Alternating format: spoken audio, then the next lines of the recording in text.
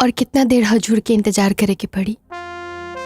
अरे अब एक कहू मिनट ना, हम यहाँ से निकला था नहीं, तू निकला। ठीक बा। रश्मि, पापा के पूरी दे दो। हाँ माई।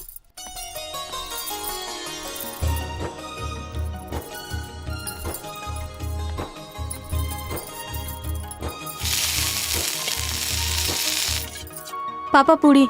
रहे दे बेटा, बहुत ज्यादा खा ले बानी, पेट भर गइल बा। ला ला ला ला ए सुमन, कहाँ जाते रहो? टोकल जरूरी रहे। जब माँ बनबू ना तब समझ में आई का जरूरी बा, काहे के जरूरी बा। जरूरी काम से जाते नहीं, जल्दी वापस आ जाए। बाय।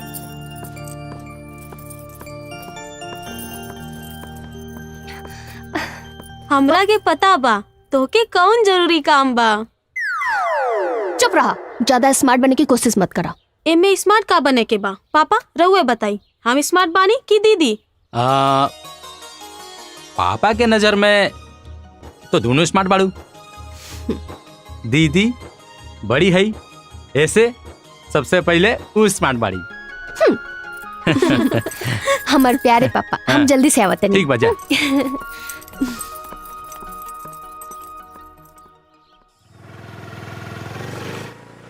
देखा देखा भाई, का गजब के लड़की आवती है भाई।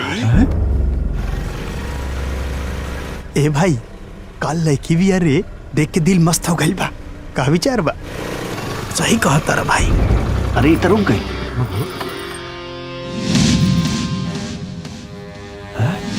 अरे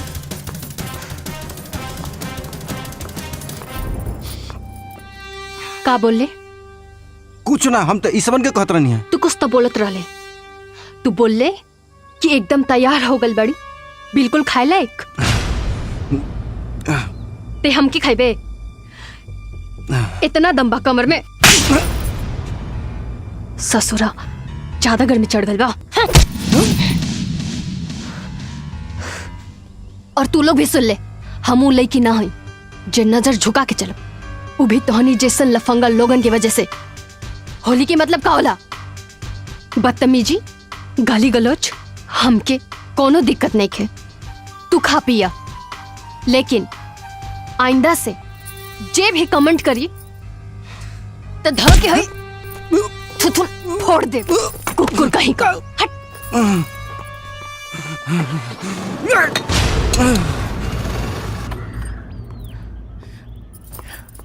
अरे बाप रे। सॉरी सोना। का सॉरी? हम कब से इंतजार करता नहीं और तू अभी आवता। तो के पता बा हम कितना मुश्किल से आयल बनी।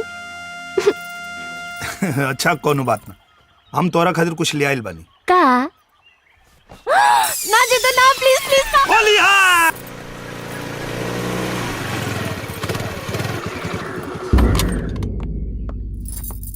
हम तोहरा से परेशान हो गइल बनी। भगवान करे तोहार बियाह हो जाओ। का भइल माई? लइका लोग लइकी के देख के उल्टा पलटा बात करे ले, कोनो नया बात नहीं खे। तुझे कैलू हा वो ठीक नहीं खे। बस यह बात से, यह बात घर के लोग लड़की के कमजोर और मजबूर बना देवेला। लड़का के तो हर तरफ से सपोर्ट मिलेला, तो फिर लड़की के काहे ना मिलेला?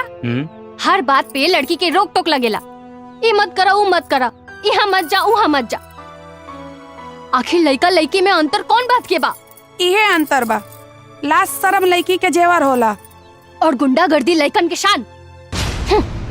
हम ना मानी ले सब। लड़की लड़का से कहीं से भी कम नहीं खे। हम ओकरा के बहुत कम मानी हम। होली रहल यही से छोड़ देनी। दोबारा हमके मिली ना तो इतना मारब कि मारत मारत हॉस्पिटल तक ले जाए। हम केहू से डरे वाला नहीं छी। वाह वाह बेटी, बहुत बढ़िया। आज तहारी बात सुन के हमार टेंशन कम हो गई। हमरा हमेशा लागत रहे कि सुमन और सुरभि के कोनो भाई नहीं खे। लड़की बाड़ी, कोनो मुसीबत आई तो अपन रक्षा कैसे करी है। लेकिन आज विश्वास हो गई कि हमार सुमन बेटा से बढ़ के बाड़ी। जब गांव के लोग बतौलस कि हमार सुमन उ लखेरा के मार्त मार्त सबक सिखा देली तो हमरा के बहुत खुशी भाई। लागल की बेटी बेटा से कम नहीं खे। हाँ हाँ, बढ़ावत रही बेटी के मन। ऐसे ही पूरा जवार में नाम हो जाई तब बेटी के शादी खातिर जूता घसीटत रहम।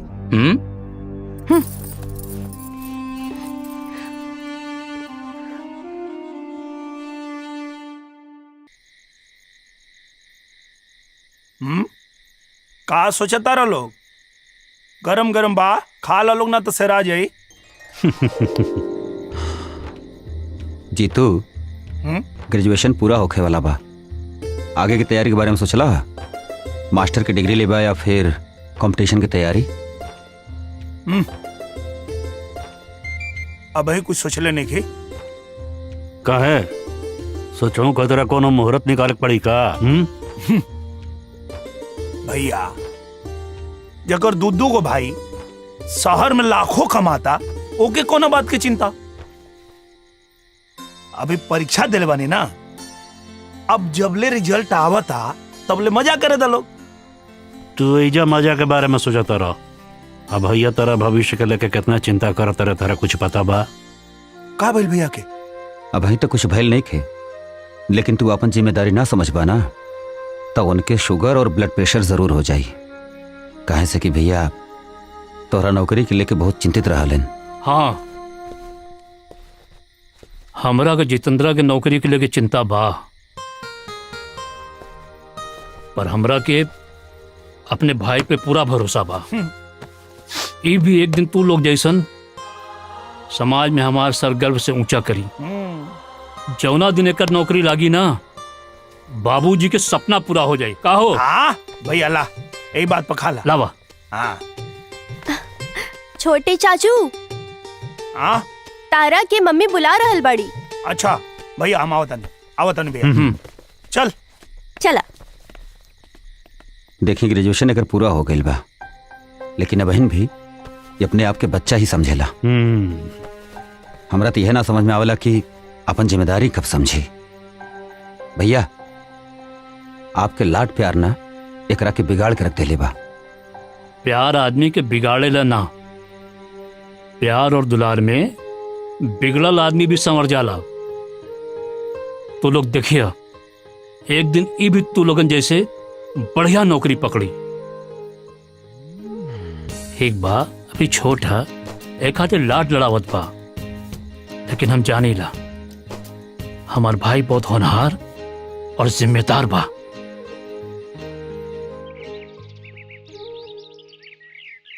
भैया मेरी होली में गांव में आके बड़ा मजा आई। अगर सरकारी नौकरी के मजबूरी ना रहती तो 2-3 दिन और ही रहती। का हो भैया?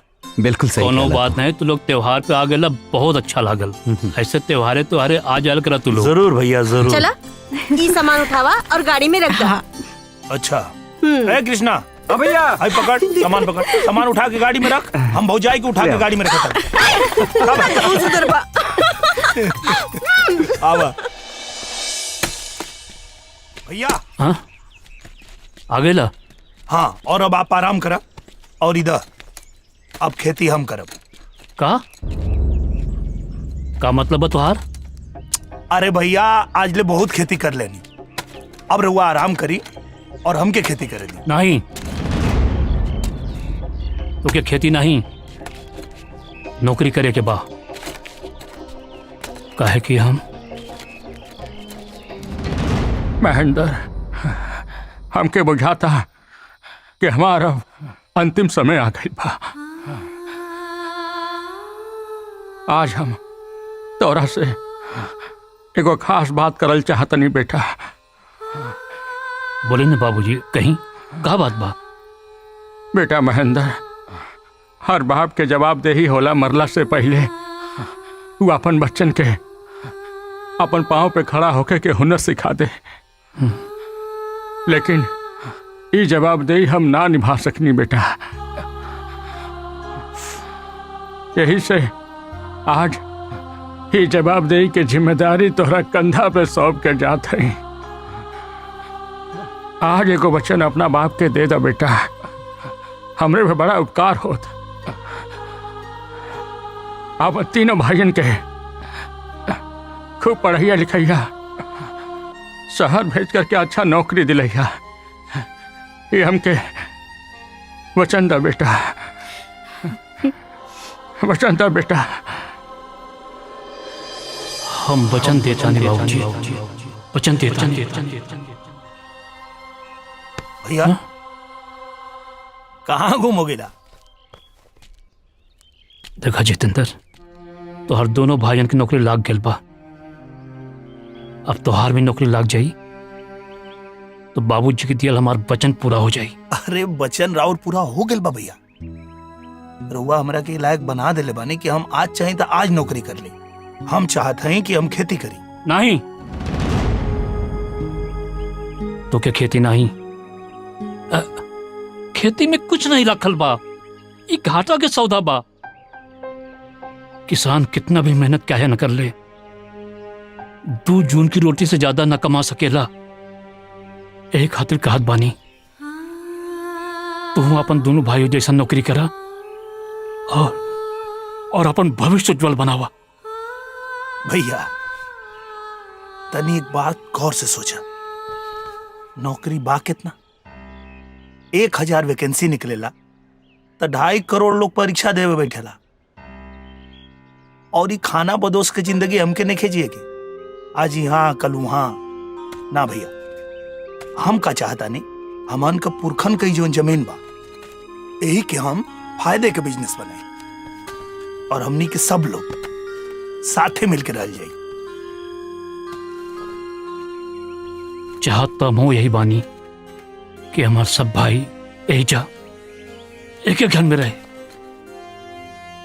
पर बेटा हम किसानन के ऐसा किस्मत कहाँ बा?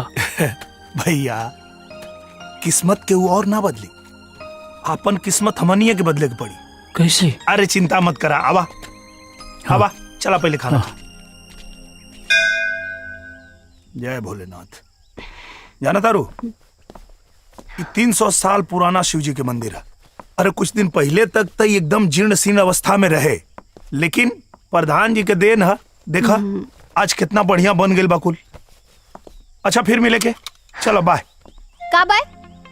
चलो शहर घूम के आई। अच्छा शहर घूमे के मन बा? ठीक बा, चल अब पीछे सरका। काहे? पीछे बैठे में लाज लगता? अरे वो बात नहीं खे, मतलब लोग का कही। अरे पागल, लोक लिहाज के चक्कर में रहबा ना तो जिंदगी के असली मजा भूल जाएबा। वैसे भी लोग के का काम बा? ताना देवे के अलावा और कुछ थोड़ी ना आवेला। कुछ ना कुछ तो बोलते रही है। चला पीछे बैठा बैठा। अरे ढेर लाज लगता तो हाइलर दुपट्टा अब मुंह पर बांध ला, अब पीछे बैठ जा, केहू न पहचान। चला बैठा। अरे गजब हाल बा भाई। अच्छा गिरेबू ना ना? ना सुना, ठीक से पकड़ के बैठिया, ऐसा ना हो कि तू बीच रास्ते में कहीं उलट जाएबा, हम तो के शहर जाके खोजत रही। चलो। अरे डिस्को में चले? मजा लिया जाए, चला चलो।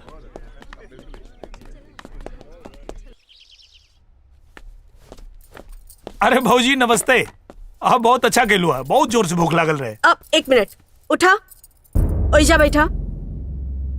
काहे? ई भैया के सीट हा, तोरे खातिर हम दूसर थाली ले आवतनी।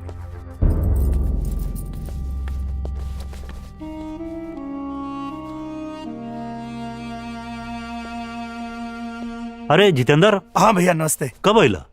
अभी आई नहीं है भैया। भैया हम डिसाइड कर ले नहीं, अब हम खेती करब। बेवकूफी के बात मत सोचा जितेंद्र, खेती किसानी में कुछ नहीं रखल, पढ़ा लिखल बड़ा, कोनो नौकरी कर ला। भैया अरे 2 भाई आप लोग नौकरी करता नहीं ना, और बड़का भैया के भी तो क्यों साथ दे वाला चाहिए। हम भैया के साथ मिलके खेती करब और भैया भी तैयार हो गए बानी। भैया आप खाली एगो मदद कर दी। का चाहता रहा हमरा से? भैया वो कहा ना कि अब सरकार एगो योजना में अपने खेत में तालाब खुदवावे खातिर 52,500 रुपया देते, और हमान के खाली 52,500 लगावे के बाद अपने खेत में तालाब बन जाई, और हमने के खाली 52,500 रुपया लगावे के बाद, और ओकरा बाद हम में मछली पालन करब, ओहू से पैसा आई। और तो और भैया भौजी के एगो समूह बनवा दिले, और उनमें 15 लाख के इक्विपमेंट्स 12 लाख सरकार देतिया, और समूह के खाली 3 लाख देवे के बाद। 1 मिनट जरा सुनी।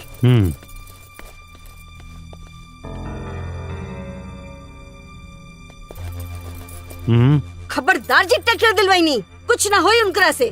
और लोन के पैसा आपके ही चुकाए के पड़ी। अब ही नहीं समझा दी, जाइए जैसे।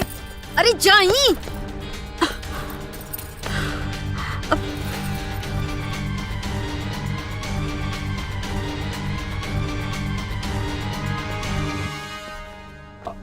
भैया बड़ा जरूरी काम एगो याद आ गइला, हम बाद में आवत। अरे अरे खाना खा के जा। अरे भैया हम बाद में खा ले, बहुत जरूरी काम बा। अच्छा भइल चल गई। ई सब के चक्कर में पड़े के कोनो जरूरत ना बा। पहले भी हमने कोनो कम मदद ना कहीं इनकर। अरे कबो खाद खातिर, कबो बीज खातिर, कबो घर के मरम्मत खातिर, और हर महीना 25-30 हजार रुपया तो देते बानी। पर पहले तो मंझला भैया भी मदद करत रहनी, लेकिन अब वो तो मना कर देनी कि हमारा बच्चा हा, काहे हमनी के बच्चा नहीं खे। रेखा भैया हमनी खतरा बहुत कुछ कहले बाड़न। हमनी के कौन बात के मना नहीं कैले, हम उनकरा के ना नहीं कर सकत। बड़का भैया उहे कैले जे बड़के भैया होए के नाते उनकर फर्ज बा। और फिर बड़के भैया की बात अलग हा, उनकरा के बरसन से खेती के एक्सपीरियंस बा। ई जितेंद्र, ओकरा कोनो खेती के एक्सपीरियंस बा? जितेंद्र से खेती ना होखी। खबरदार जे ट्रैक्टर के पैसे दे रहल बानी। अगर हमके पता लागल कि आप ट्रैक्टर के पैसे देनी, तो एगो बात जान ली, हमसे बुरा केहू ना होखी।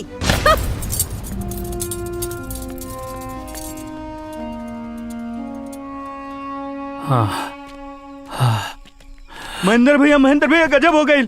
का भइल? राम असीर भैया फांसी लगा लेलन। का? हाँ भैया। चलो।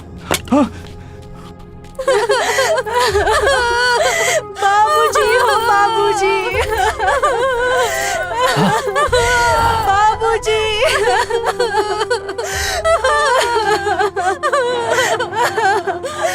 बाबूजी।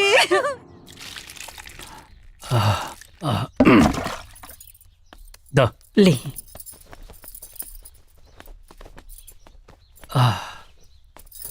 जाना तोड़ पार्वती का रामाशीष 2 साल से शादी की तैयारी करत रहे। हाँ। अपन बेटी के परसोइया हमरा से कहस, ए भैया एहू साल जितना अनाज हुई सब बेच देहब। ई साल बिटिया की शादी खूब बढ़िया से करब। पर किसान के ऐसा किस्मत कहाँ हो जो सोचे हो जाए। सब ठीक हो जाए। हमरे को बिटिया हो, पता नहीं हमरे किस्मत में का लिखल हो। ये सब सोच के रउआ काहे परेशान होता नहीं। हमनी के साथे ऐसा ना होखी। भैया राम आशीष भैया के साथे जोन भइल बहुत बुरा भइल। और आपके साथ 3-3 गो भाई बाने। आप काहे चिंता कर देने भैया। और वैसे भी भैया पूरा दुनिया बदल गेल बा, खेती करे के तौर तरीका भी बदल गेल बा। तो हमके तो ई लागेला कि यहाँ के किसान लोग के भी थोड़ा अपना खेती के तौर तरीका बदले के चाहिए। तो हम लोग के जौन अपन बात रखे के रखला, ओकरे बाद साहब तो हम लोग के बताइए। जितेंद्र भैया आप तो बाहर से पढ़ाई करके आयल बानी और देश दुनिया के आधुनिक यंत्र के बारे में हमन गांव वाले के कुछ पता नहीं खे। ठीक बा, आप अगर कहतानी तो एक बार आपो के बात मान लेतानी, कइल जाई।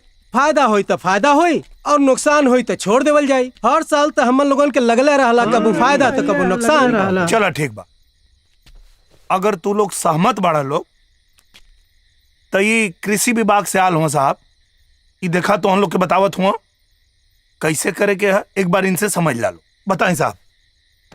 देखिए, प्रदेश की जो सरकार है किसानों के प्रति बहुत ही ज्यादा चिंतित है और चिंतित होने का सिर्फ एक ही विषय है कि इनकी आमदनी कैसे बढ़ाई जाए। तो उसको लेके बहुत सारी योजनाएं चलाई जा रही हैं और उन योजनाओं का आप लोग फायदा उठाइए। उन योजनाओं के बारे में मैंने जितेंद्र भाई साहब को सारी बातों से अवगत करा दिया है। इनसे जानकारी लेके उनका लाभ उठाइए। जब उनका आप उपयोग करेंगे तो आपकी आमदनी बढ़ेगी।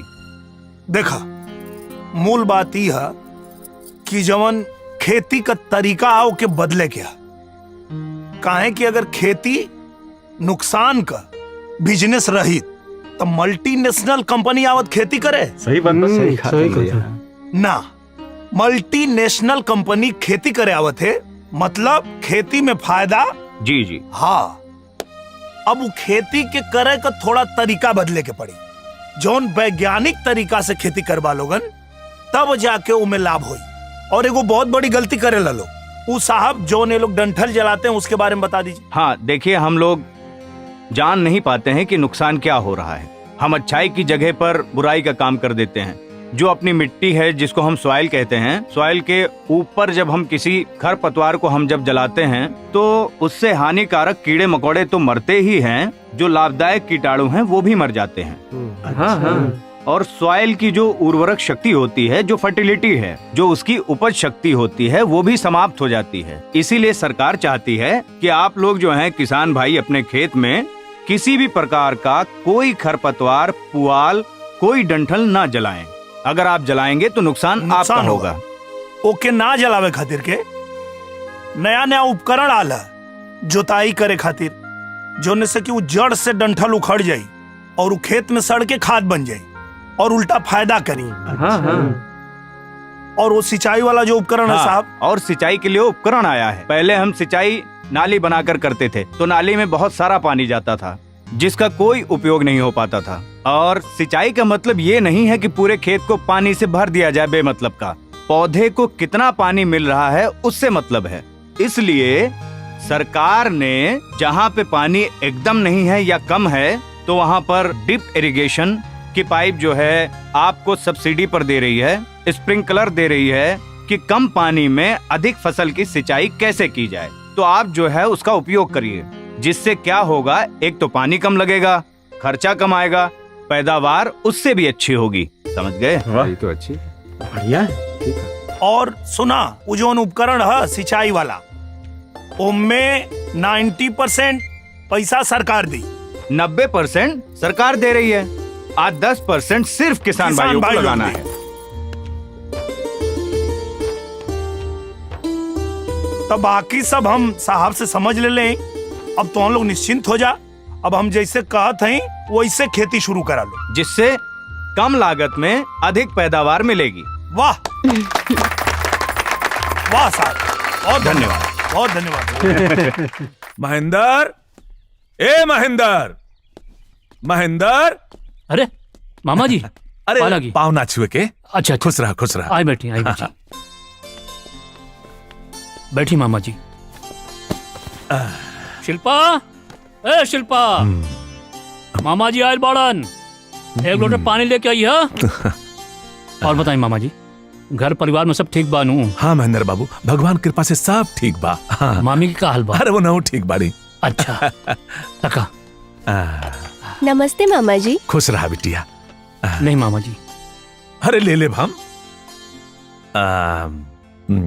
अरे मत परेशान हो का भाई। अरे नहीं, अरे भगना है आपके। महेंद्र बाबू। हाँ।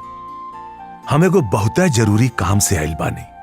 हाँ। प्रणाम मामा जी। खुश रहा, खुश रहा। और सब बढ़िया? सब ठीक बा। अरे अब्बे आइली है। अच्छा महेंद्र, ई बतावा कि शिल्पा सयान हो गई बिया, एकरा शादी के बारे में का सोचले बाड़ा? मामा जी, जितेंद्रा बीए कर लेलस तो सोचा था नहीं पहले एकर शादी कर दी, ओकर बाद शिल्पा की शादी के विचार बा। ना, तुम्हारी विचार गलत बा। हाँ? हम मानत आने के जितेंद्र का उम्र शिल्पा से ज्यादा बा, लेकिन शिल्पा लड़की बिया और लड़किन के समय पे बिया होखल जरूरी होला। ना तो का होला, गांव समाज में लोग 10 तरह के बात करे लागला। मामा जी सही कहता रे भैया, पहले शिल्पा के शादी हो जाए, बाद में हमार हो जाए, का दिक्कत बा? चाचू हम भी शादी करे के ना चाहतानी, शादी से पहले जॉब करे के चाहतानी। हाँ यो सही कहतिया, पहले जॉब कर ले उसके बाद ब्याह कर ले। शिल्पा बिटिया एक काम कर, तू अंदर जा।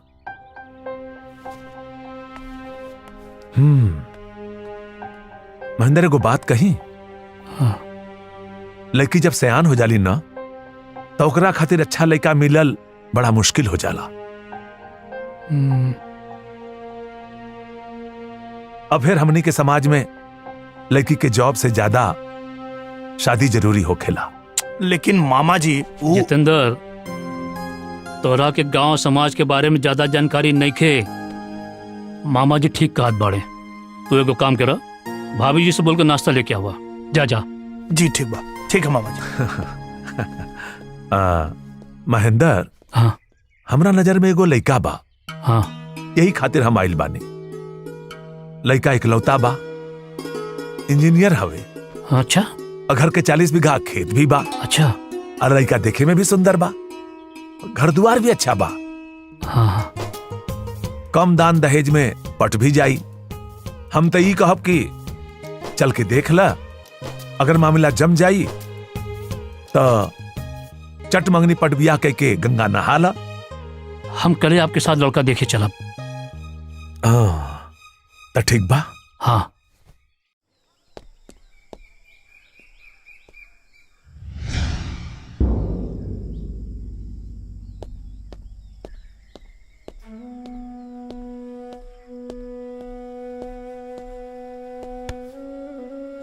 का भाई? चाचू हम अभी शादी ना करब, शादी से पहले अपना पाँव पे खड़ा होके के चाहतानी। प्लीज चाचू शादी रुकवा दी। अरे मैं परेशान होके का बात बा, हम बात करब ना भैया से। पागल, चल।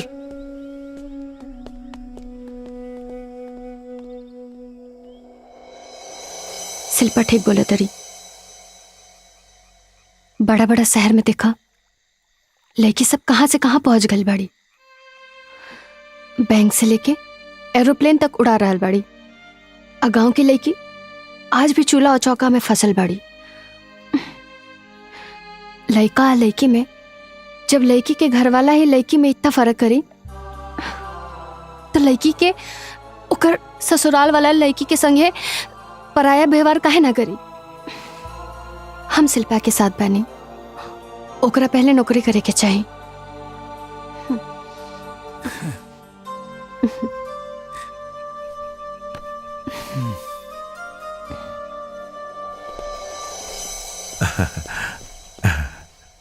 नमस्कार। प्रणाम, नमस्कार।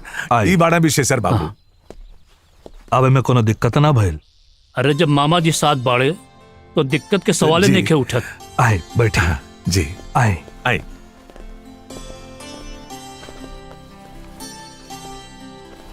नहीं रामू, चाय पानी लेके आओ। रउआ कहत रहे कि हमार होखे वाली बहू नौकरी कर चाहत रही। जी।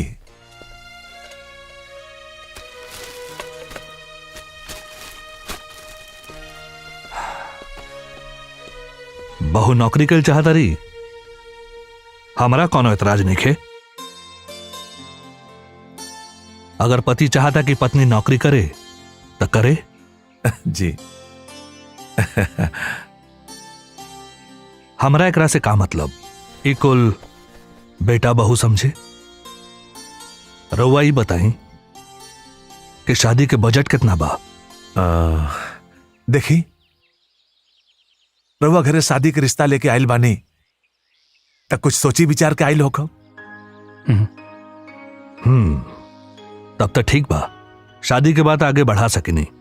जी। बाबू साहब, आजकल के लड़कियन के घर वालन के सोचना बिल्कुल बदल गई बा। वो लोग सोचेला कि लड़की के बीए में करा देनी तो दहेज देवे के कौन जरूरत। लड़का भी पढ़ल, लड़की भी पढ़ल, दोनों परिवार मिलके उन लोग के शादी के खर्च उठा ली ही। लेकिन हम ऐसा ना करब। हम कड़क नोट के गड्डी किनवाई। कहे से कि लड़का लड़का होला और लड़की लड़की। कौनो भी जन्म में लड़का लड़की के बराबरी ना हो सकेला। हम का कहत हई समझत बानी ना? जी हाँ, सब समझ में आ रहा बा। देखी, ई सब का आप चिंता छोड़ दे। ई भले किसान बाड़ा, गांव में रहेलन, लेकिन इनकर दूगो भाई नौकरी में बाड़े। तो जौन मार्केट रेट चल रहा बा वो सब दिहल जाइए आपके। रवा ये बताई कि लड़की देखे खातिर कब आई? लियो लियो लियो। अरे बेटी के घरे का पानी ना पियल जाला, डहरी में तो पानी पियल जाला, पर कंजूस मामा ना कुछ खियले हुई है ना पियले हुई है। क्या हो गई?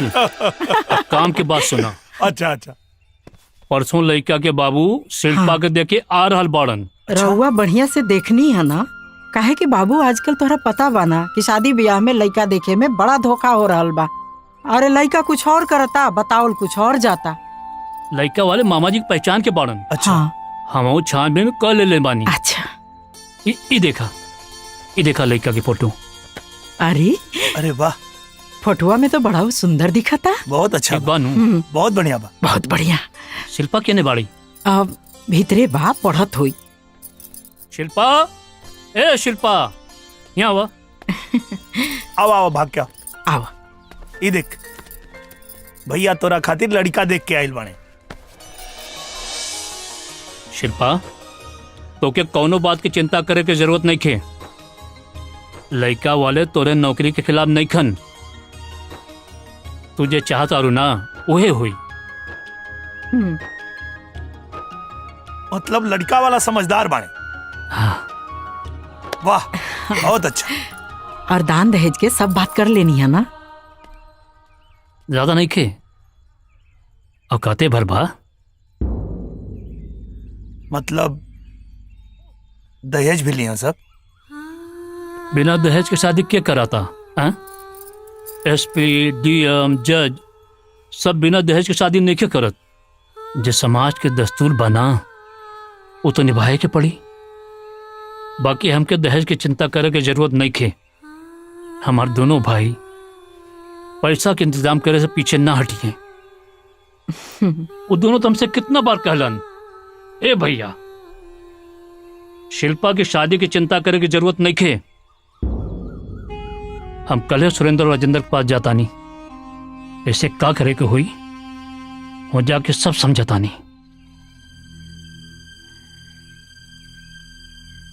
खबरदार जी, ट्रैक्टर दिलवाई नहीं, कुछ ना होई उनकरा से। और लोन के पैसा आपके ही चुकाए के पड़ी। अब ही नहीं समझा दी, जाइए जैसे। अरे जाइए। ए जितेंद्र, का भइलो?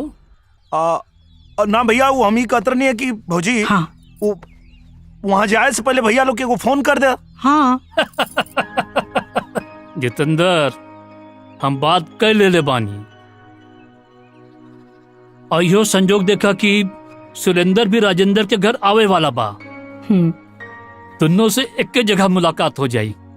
कम से कम फोन करके ही तो बता दा कि बहनी की शादी तय हो गई। पागल बड़ा हैं? ये सब बात फोन पे कर जाला हैं?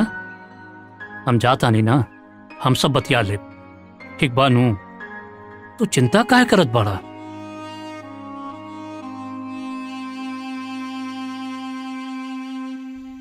हमरा के पता बा कि बड़का भैया के वो लोग से निराशा मिली।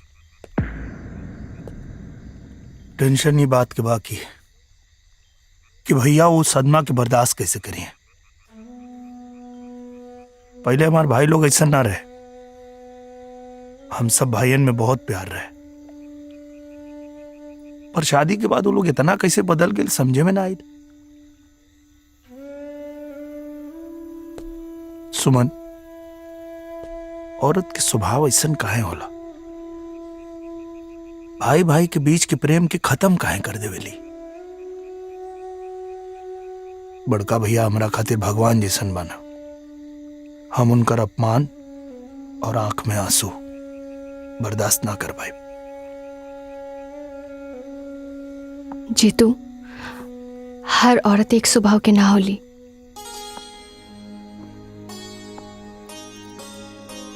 जीतू तोहर बड़की भाभी भी त औरत बड़ी ना। जे भी हो रहल बा ओमे तोहार दोनों भाइयन के कम दोष नहीं खे। वो अपना बड़का भैया के प्रेम और त्याग कैसे भूल गईले।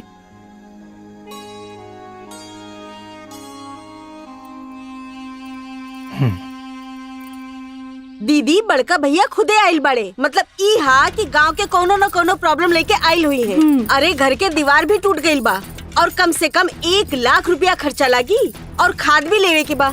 सही कहा तारू छुटकी, हम तो करीना के पापा से कह देले बानी कि बहुत हो गई। अरे जब हमने के बच्चा लोग छोट रहे तो ओखनी के खर्चा कम लागत रहे, अब वो लोग भी बड़ हो गइल बा, स्कूल के खर्चा भी बढ़ गइल बा और हमने के एगो बेटी भी बिया ना, ओकरो भी शादी ब्याह करे के पड़ी। हाँ, और जब अभी से हाथ बचा के ना रखब तो कैसे शादी हुई। अरे चाहे जितना बचा ला, शादी में कम से कम 15 से 20 लाख रुपया लग जाला। हाँ तो अब कितनों कम लागी, कुल मिला के 8-10 लाख रुपया तो लगी जाई। लेकिन एक बात बा सुरेंद्र राजेंद्र, लड़का बहुत बढ़िया बा, इंजीनियर बा, इकलौता बा, 40 बीघा खेत, घर परिवार खानदान सब बहुत बढ़िया बा। 8 दिन बाद सगाई और अगला महीना के 10 तारीख के शादी बा। ली चाय नाश्ता। प्रणाम। खुश रहा खुश रहा। रउआ लोग केकरे शादी के बात कर रहल बानी? शिल्पा के शादी के बात हो रहा बा, भैया सब तय कर देले बाड़न। बड़े पापा प्रणाम। अरे अरे आओ आओ आओ, खुश रहा बैठो बैठो।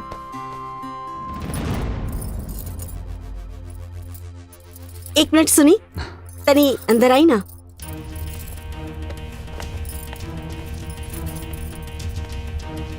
अच्छा तू लोग बड़े पापा के साथ बतियावा। हाँ ए जी तनी बाहर आई ना, हमरा के कुछ बात करे के बा। हाँ।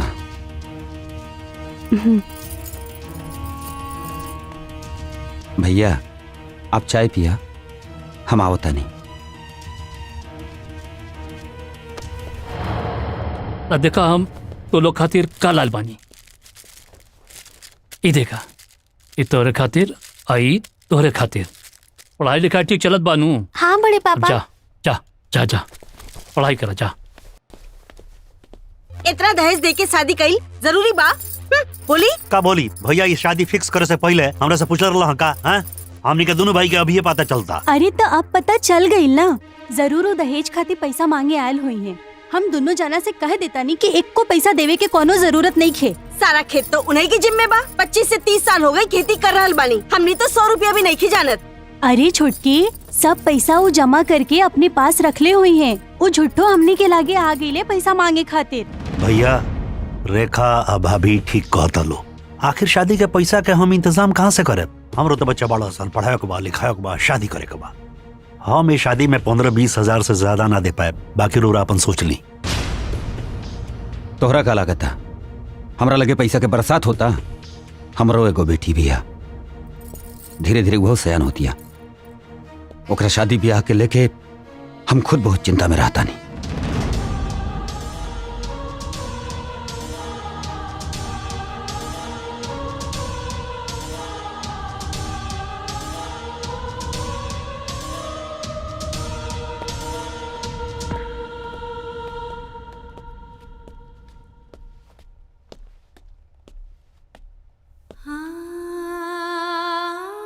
भैया चाय ना लाने रो रहा? ना राजेंद्र, चाय ना पियब, गैस हो जाला। डॉक्टर पिए खातिर मना कैले बा।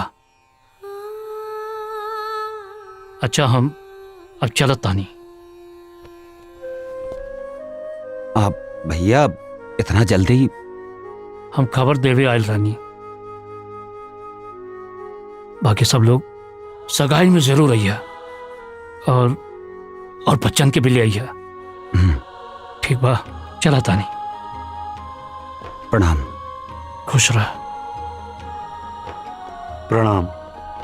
खुश रह।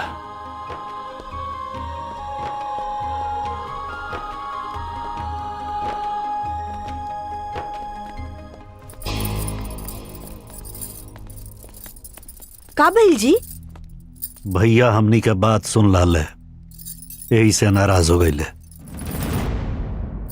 ठीक भइल जे सुन लेनी, हमनी के मना तो ना करे के पड़ल। अरे इतना साल से खेती बाड़ी कर रहल बाड़े, खूब पैसा बचा के रखले हुई है। सुनी, छुटकी एकदम सही कहतिया। हमनी के उनका बीच में आवे के कोनो जरूरत नहीं खे और ना ही उनकरा के पैसा देवे के बा।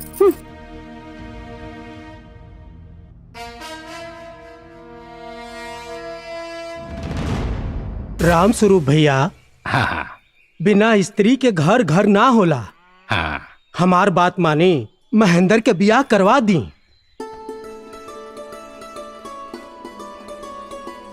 अरे अरे ई का करता लो? तो हर जगह पैर में नहीं, हमार दिल में पा आवा। क्या हो सकता?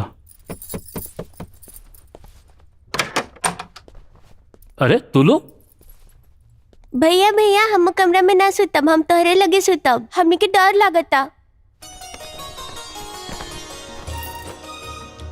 आवा, आजा आजा।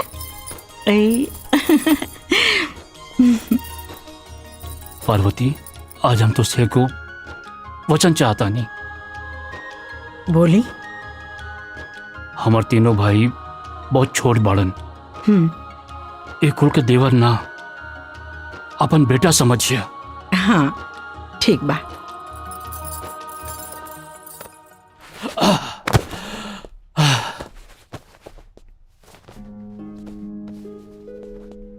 सेठ जी, इतना कम कीमत पे हम अनाज एक खातिर देनी है कि परसों हमको अपने भाई के पैसा भेजे के हो।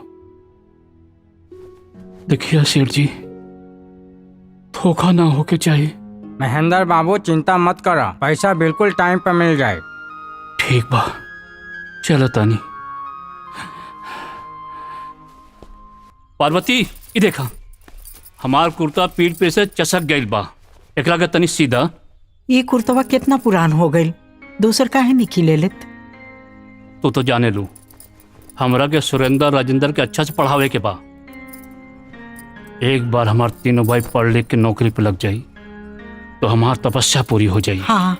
ओकरा बाद हम कुर्ता ना, सूट पहनब, सूट और गाना गाई, साला मैं तो साहब बन गया। भैया, भाभी, भैया। अरे सुरेंद्र, भाभी। अरे नीचे तो उतार, नीचे उतार। भैया, हमरा के आशीर्वाद दी। खुश रहा, खुश रहा।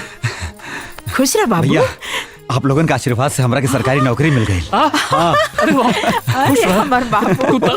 हमार मेहनत सफल कर दिला तू। हमनी के तपस्या सफल हो गई हमार बाबू। ए चाचा, कहाँ खोल बड़ा? तोहर गांव आ गई। अपन गांव आएंगे पास।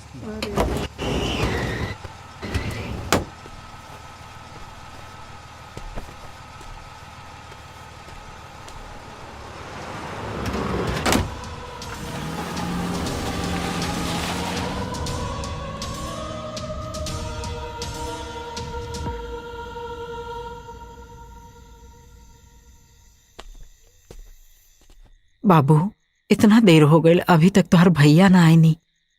आज ही आगे ले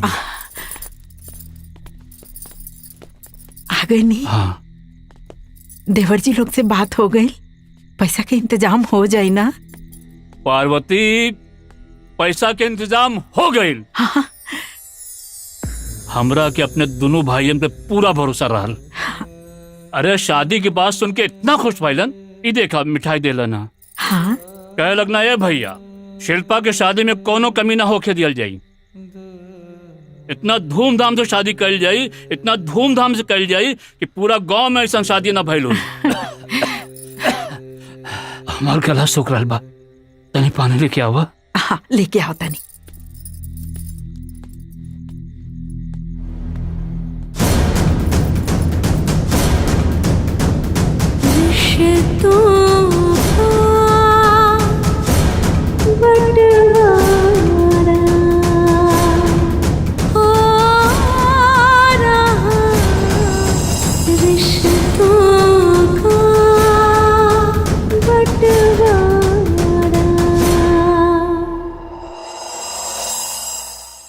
बड़का भैया कहत रहे कि दोनों भैया लोग मान गए बा और कहल लोग कि शिल्पा के शादी में कोनो दिक्कत ना आवे दी लोग। लेकिन हम बड़का भैया के चेहरा पढ़ लेनी। बड़का भैया झूठ बोला तारे। जरूर दोनों भाई मना कर दिले हुए हैं। अब बड़का भैया की टेंशन कैसे दूर करी यह समझ में नहीं आवत। दहेज लड़का लड़की के परिवार खातिर कितना बड़ दुश्मन बा, आज ही बात हमके समझ में आ गई। पता ना कि लड़का लड़की के बीच में इतना बड़ भेद कैले बा, लेकिन जे भी कैले बा वो लड़की के बहुत बड़ दुश्मन हुई। हमके तो हमार दोनों भाई लोग दुश्मन लगता। भैया और भौजी कहा ना कैलो लोग खातिर, और आज भैया भौजी के तपस्या के ये सिला दे रहल बालो। और दोनों के हम कबो माफ ना करब।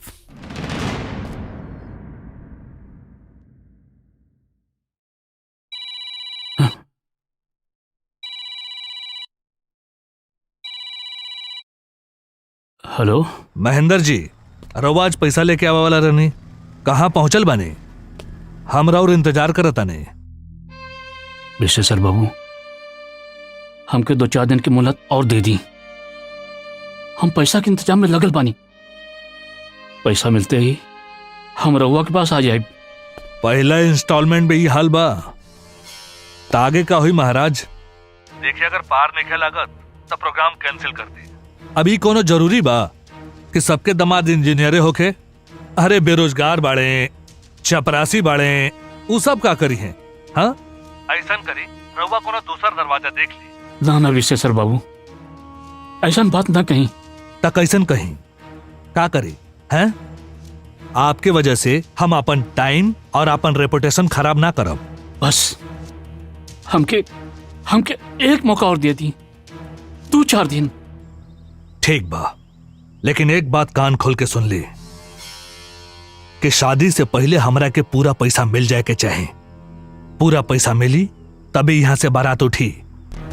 और हाँ, ओ समय अपन इज्जत और प्रतिष्ठा के दुहाई मत देवे लागब, काहे कि हम पैसा कौड़ी के मामले में बहुत सुलझल आदमी बानी। ना ना, ऐसा कुछ ना होई। बेटी की शादी का मामला बा, हम जल्दी आपके पास आवतानी। ठीक बा, प्रणाम।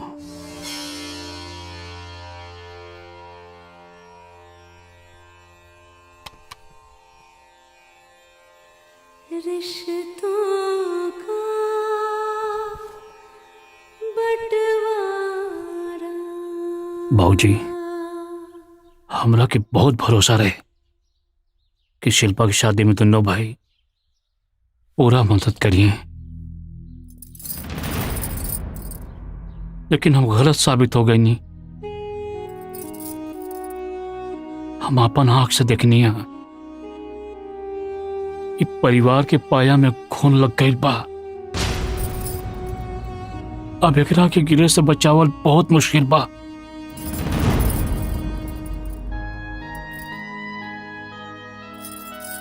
ए जी,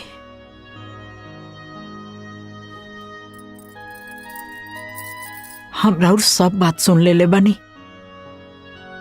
अगर वो लोग अपना कर्तव्य के नइखे समझत तो हम वो लोग के समझाए। आप बड़ी मेहनत से हमनी के ये घर बनौले बनी जा, इतना आसानी से ये घर के ना टूटे दे।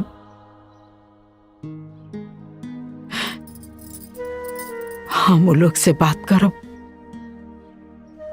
जब बाल बच्चा अपना फर्ज के भुला जाला ना, तो माँ बाप के कर्तव्य होला ओकरा के सही राह दिखावे के। हम रिश्ता में भौजाई भले लागे नी, बाकी रेगो माई से कम प्यार हम नहीं देले उ लोग के। हमार जाए के इंतजाम कर दी, हम जाए वो लोग के समझावे।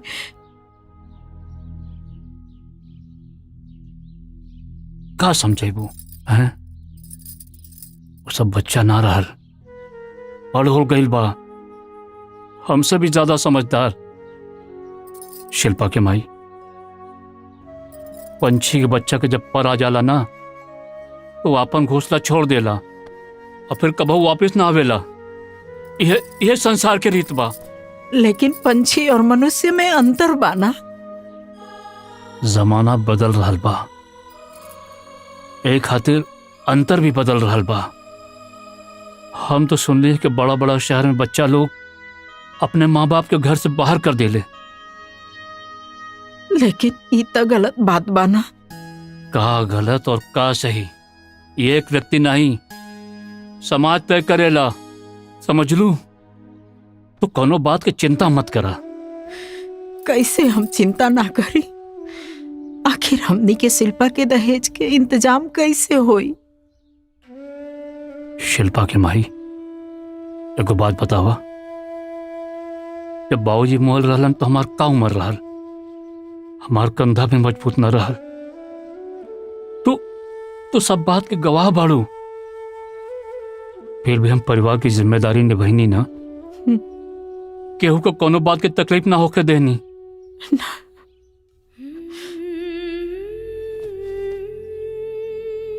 बाबूजी के बोझ तो हम उतार देनी।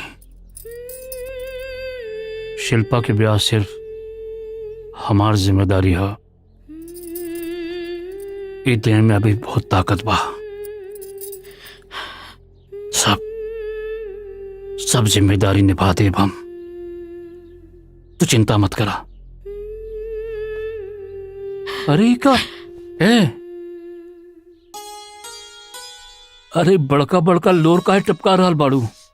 हाँ के बचा के रखा, शिल्पा के ब्याह के बाद विदाई में काम आई। अरे माई बाड़ू ना रोबू तो बराती लोग का कही हैं? रहुआ कौन माटी के बनल बनी? ये तो सही पूछ लो। हम बलवाई नहीं, केवाल माटी के बनल बानी, सुखला पर पत्थर लेखा कठोर। चंदू जाए गिलास पानी लेके आवा, अभी पैसा का इंतजाम करेगा बा। जा।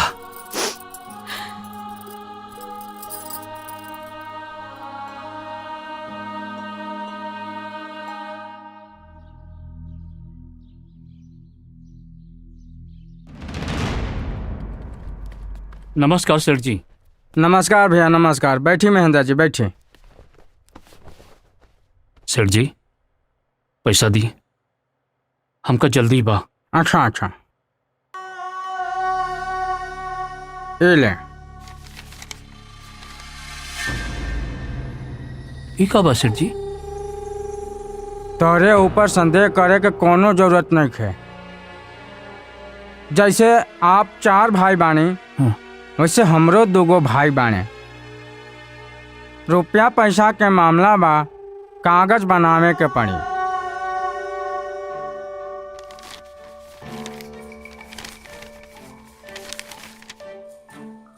एमे लिखल का बा?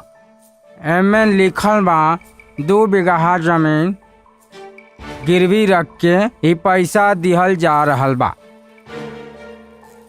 जब आप पैसा वापस करब त ई कागज आपके वापस मिल जाए।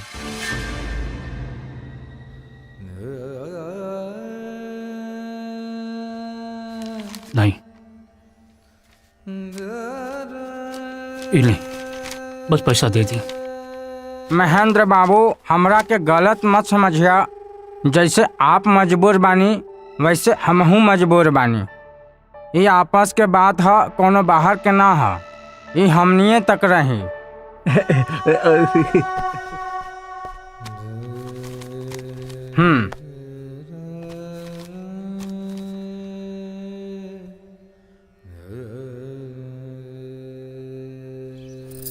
शिल्पा, हाँ? चाचा के रोटी लेके आवा। देता नहीं। ठीक बनौले बना। बस कर, बस कर। पार्वती, हाँ पैसा आ गए। सुरेंद्र राजेंद्र पैसा भेज दिलन। हाँ हमका लड़का वालन के पैसा दे खातिर आजे जाके हुई। हाँ। जल्दी से एगो धोती कुर्ता निकाल दा। हाँ हम तैयार होत बानी। चले, हम देता नहीं। दे क्या होता नहीं।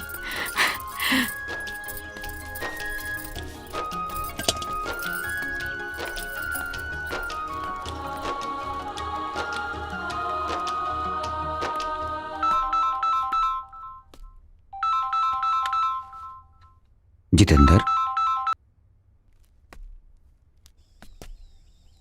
हाँ भैया प्रणाम। हाँ बोला जितेंद्र।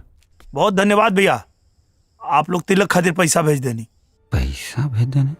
अरे हम आप लोग के बारे में एकदम गलत सोचत रहनी भैया, आप लोग के खातिर आज मन में सम्मान बढ़ गया। धन्यवाद भैया, प्रणाम। काजी केकर फोन रहे? जितेंद्र के। का कहलन? कहत रहा कि रउआ लोग तिलक के पैसा भेज देने, वही के धन्यवाद बोलत रहा। लेकिन हमनी के तिलक के पैसा मतलब हम तो भेजले नहीं खे। राजेंद्र भेजले बा का? रुका पूछा था नहीं।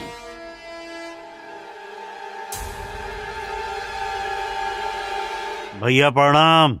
हाँ खुश रहा राजेंद्र। अरे हम के ना बतावला हा और भैया के तू पैसा भेज देला तिलक खातिर का? बड़का भैया के पैसा हम भेज दी। हाँ ना तो जितेंद्र तो बतावत रहा कि तिलक के पैसा आ गइल बा और धन्यवाद बोलत रहा का? जितेंद्र कॉलसिया की बड़का भैया के पैसा हम भेजले बानी। अरे भैया हमारे लगे पैसा कहाँ बाकी हम भेजब। अच्छा ठीक बा, तू चिंता मत करा, हम पता लगाओ था नहीं सच्चाई का बा। ठीक बा भैया।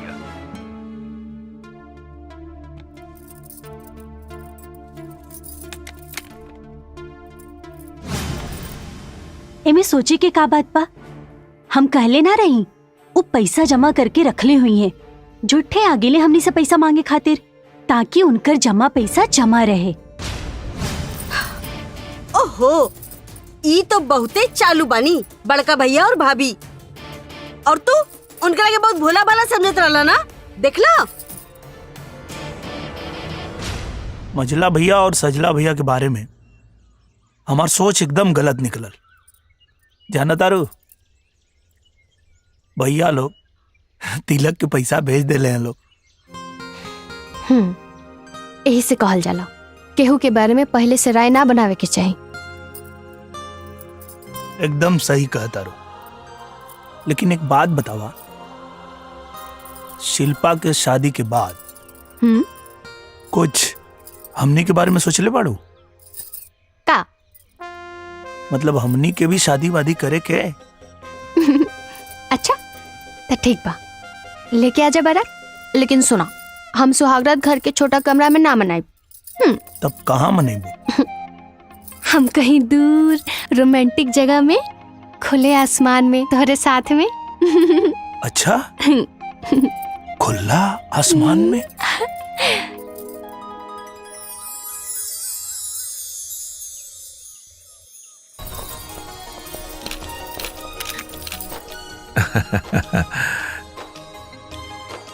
जोड़ी निमन लागता।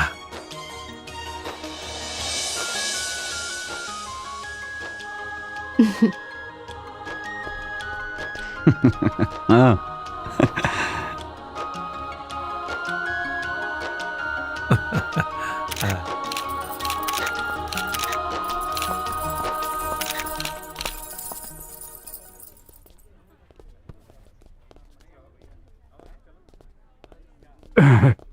सुरेंद्र भैया, जौन सगाई हो रहल बा ना, तू हमारे बड़का भैया को वजह से हो रहल बा का? हाँ। का कहता तू? अरे महेंद्र भैया ना हमारे बड़का भैया के लगे आयल रहना।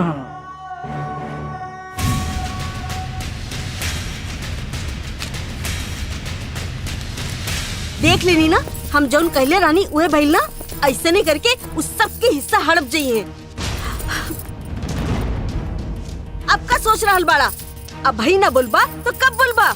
आज सारा समाज और गांव इकट्ठा बा, जाके बता दी महेंद्र भैया के करतूत का कैले हावे। अरे आज सगाई पहले तू लोगन हो जाए दे लोग, फिर भैया से बैठ के बात कल जाए ना। ना ना ना, रउआ लोग आज अब ये बात करी, ना ही तो पूरा जमीन जायदाद बेच दिए और हमने के पता भी ना चली। का सोचा तनी? चली अभी चली आई। अरे चली बात के समझा। चली।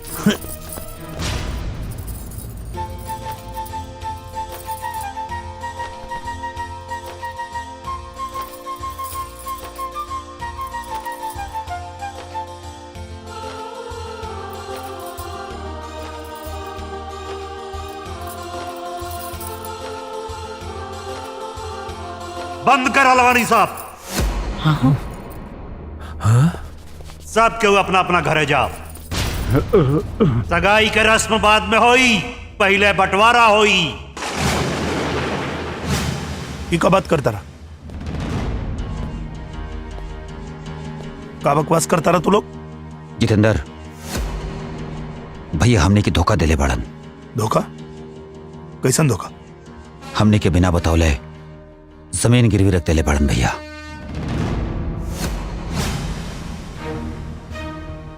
एक दो कट्ठा ना 2 बीघा।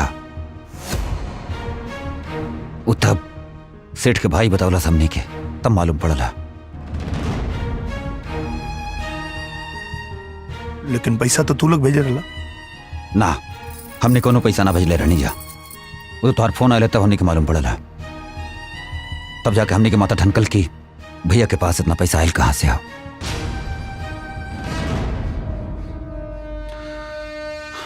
खैर, अब पहले बंटवारा हुई, ओकरे बाद फिर कोनो सगाई हुई।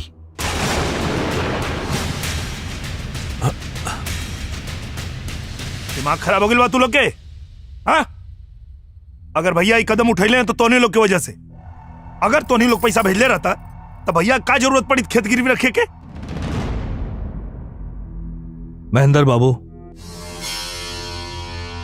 ये सब का हो रहा बा?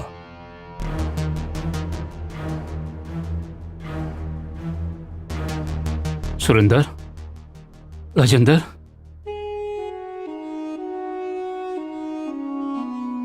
बिटिया की सगाई हो जादा। हम तो लोगन के बाद में सब बात बताओ तानी। का बताई रहुआ? हमनी के सब पता चल गई। अब पहले बंटवारा होई, ओकरा बादे कुछ और होई। का महाराज, चला लोग जी अपन सहोदर भाई के साथ इतना बड़ धोखा कर सकेला, वो बाकी लोगन के साथ का करी?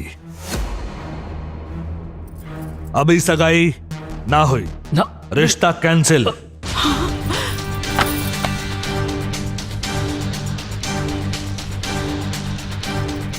चलो लोग, चल बेटा। लेकिन बाबूजी, आपका भाई रुक जाइए। चल, हमारी बात सुनी, हमारी बात सुनी। मिस्टर बाबू,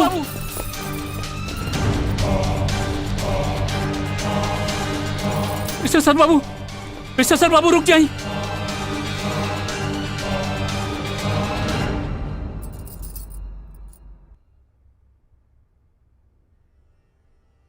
इस सजबा की हम खेत गिरवी रख के पैसा लेनी है। यह बात सच बा, हमरे मन में एक पैसा की बेईमानी नहीं की। हम जो कुछ भी कहनी है मजबूरी में कहनी है। अपन और अपन परिवार की इज्जत बचावे खातिर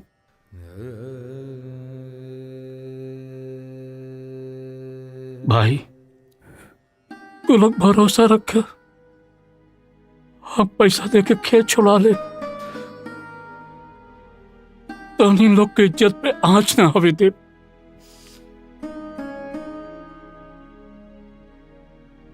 बाकी तू लोगों से विनती बा, जब तक हम जियत पानी घर और खेत के बंटवारा ना होके के चाहिए। हम हाथ जोड़त बानी तू लोगन से। अरे ना भैया, रउआ जे गलती केले बानी ओकरा बाद रउआ बात के कोनो भरोसा नहीं खे। अब बंटवारा तो होके रही। हाँ हाँ, अब बंटवारा होके ही रही, नहीं तो पता चलल कि अचल संपत्ति सब बिक गई बा। हमनी भाईयन के बीच में तू लोग तब मत बोला। तोने लोग के बोले कि कोनो अधिकार देखे। काहे ना बोली? हमरो के अधिकार बा। हम ई घर पे ब्याह के आईनी है, कोनो बात के ना आईनी। हमार पापा 5 लाख रुपया देले हैं दहेज में, और जितना अधिकार इनकर बा उतना अधिकार हमार बा। ठीक कह दिया छुटकी। भैया कह लोग बीच में ना पड़े। जितेंद्र, रेखा कुछ गलत ना कह लिया, इनकरो बोले कि अधिकार बा।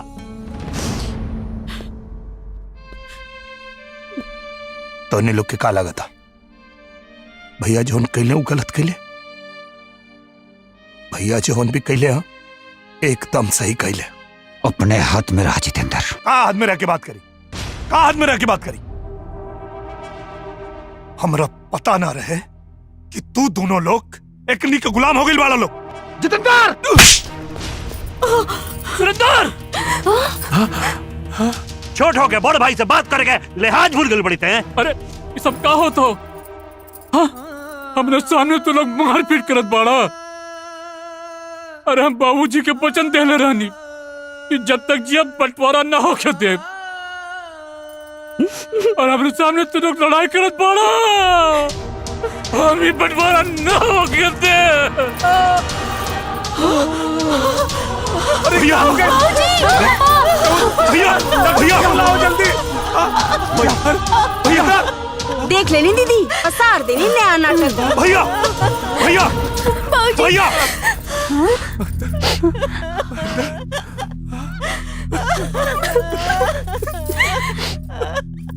बाबूजी। रिश्तों का बंटवारा हो रहा, रिश्तों का बंटवारा।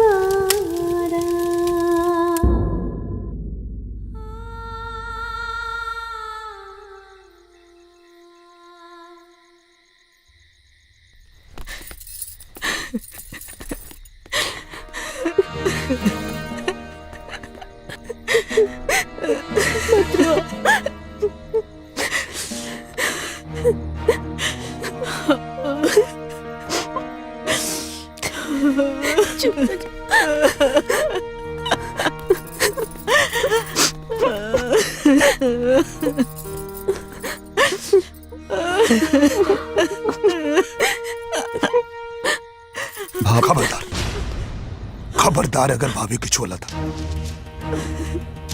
तो उन्हीं के लालच की वजह से भैया हमने के छोड़ के चल गई। अगर तोनी के भैया की बात मान ले रहता सर तो भाभी की मांग सुना ना भैया। भैया की मौत के जिम्मेदार तोनी के बाड़ा सा। जितेंद्र, ये का बकवास कर रहल बाड़ा? तोरे चीखे चिल्लाए से ना हम डरे वाली नहीं की। उनकर मौत की वजह ना हम नहीं की।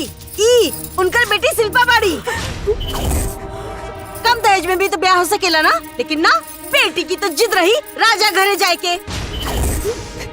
जा राजा के घरे, बाप के पहुंचा दे लो भगवान के घरे।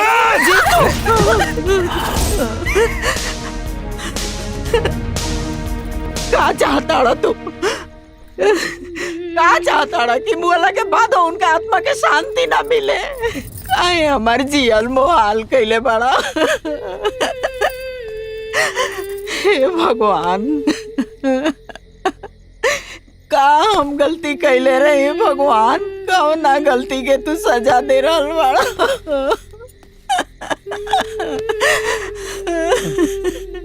चुप हो जा। चल छुटकी, इकनी से तो मुंह लागल भी बेकार बा। चल यहाँ से चल।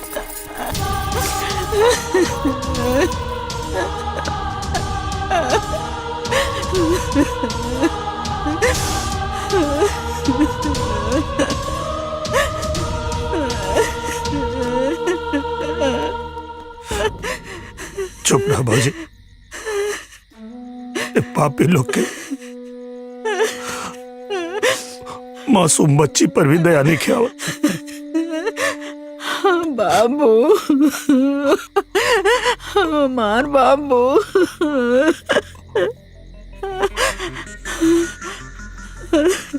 अपने के भाभी तो संभाल अपने आप के। हम उस शिल्पा के देख के होता नहीं।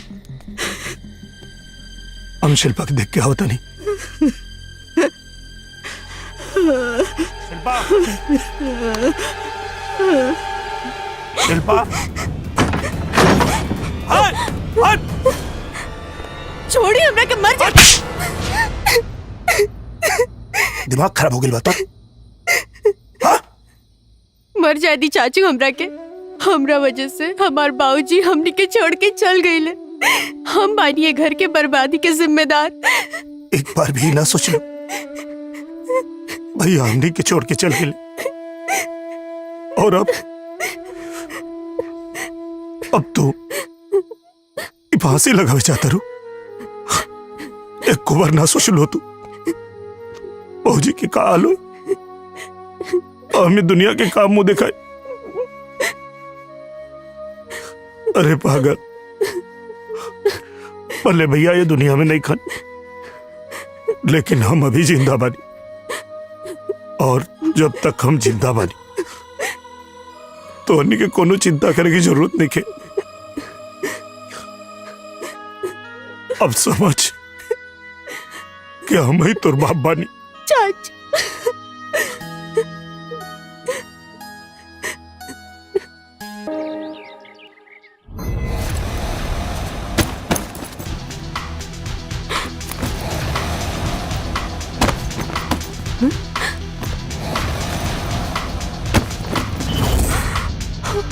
अरे ई काम क्या कर रहा है? देखिए ना इधर की। अरे ई काम कर रहा है? लागे सारा क्या होगा? अरे अरे इनका का डाले रे रे हमनी के सामान काहे फेंकत रे? तोर दिमाग खराब हो गेल बा का? दिमाग खराब हो गेल बा। चुपचाप घर से निकल जा लोग, ना तो सामान के साथ तोनी लोग के भी उठा के घर से बाहर फेंक दे। ज्यादा ना ढेर गुंडाई मत करा, ये घर तोहार नहीं के, समझ ला? अरे बाप के नहीं के, निकाले घर से। जितेंद्र अपन मुंह संभाल के बात करा। ए, तोहनी के घर में रहे के लायक नहीं खसा। एक घर के बंटवारा ऐसे होत रहे काहे कि भैया के लिहाज करत रही, और अब एक घर के बंटवारा ना हुई जेकरा में दम होके वो बंटवारा करके दिखावे। पागल हो गए बड़े काट है। पागल नहीं हो गई, पागल पहले नहीं। हमरा आंख में पर्दा पड़ल रहे, हम क्या लगत रहे भौजाई लोग बाहर से आइल बा अपन पर आए करी। तोहनी के सहोदर भाई हो के का कैला सन हैं? का कैला? जॉन भाई अपने खून पसीना के कमाई से तोहनी के पाल पोस के बड़ा कैलस, तोहनी के लायक बनौलस। वही भाई के बेटी के शादी में पैसा देवे से इनकार कर देला सा। तोहनी के घर में रह के लायक नहीं खसा। हमरा माथा पे भूत सवार बा।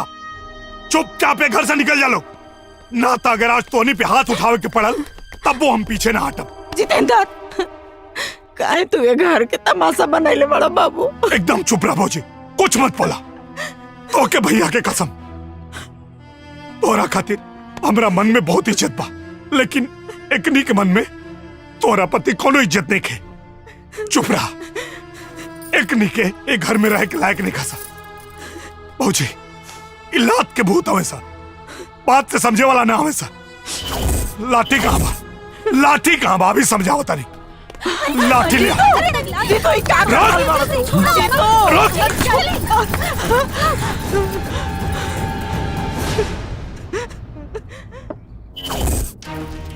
उनकरा के कुत्ता बना के ना छोड़नी ना तो हम अपन बाप के बेटी नहीं खी। बहुत गर्मी चढ़ गई बा ना, का समझत रहे अपने आप के? हाँ, ऐसा सबक सिखाई ना कि हमरे आगे पीछे दुम हिलावत रही है। लेकिन छुटकी ई कैसे हुई? अरे ओकरे सर पे तो खून सवार बा। हमनी के घर और खेत पे कब्जा कर ली है। हमरे ननिहाल में भी ऐसे ही भाई, उनके दोनों भाई मिलके मामा जी के घर द्वार सब कब्जा कर ले और मामा जी के मार के दोनों टंगरी तोड़ के खटिया पे लिटाई के अस्पताल ले गई ले। आज भी छुटकी, आज भी 10 साल बाद मामा जी ठीक से खड़ा ना हो सकेले। कहीं हमनियों के साथ ऐसा ना।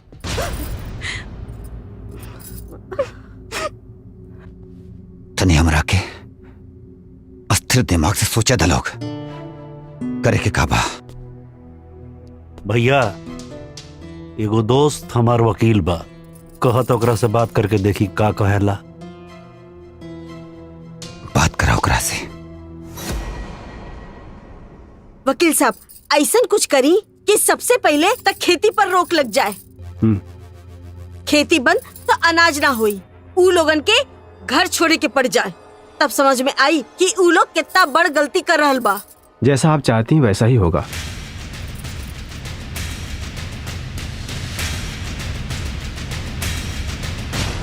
जितेंद्र जी आप ही हैं? जी। आपके नाम कोर्ट का नोटिस आया है। कोर्ट के नोटिस? ये लीजिए। कौन बात की नोटिस? खुद ही पढ़ लीजिएगा। यहाँ साइन कर दीजिए।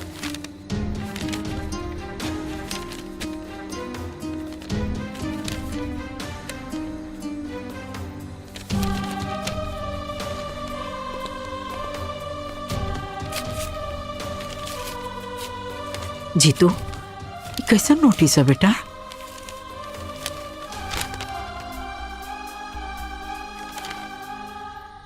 अपन रंग दिखा देलस लोग, खेत पे स्टे ले ले बा लोग। जबले बंटवारा ना हो जाए तबले हमनी के खेत में कुछ नहीं खींचा कर सकत। का वो लोग खातिर हम शिल्पा के बाबूजी का ना कहनी जा ओकर ई सिला दी हल्लो। चिंता मत कर भौजी, हम बानी ना। चला आवा।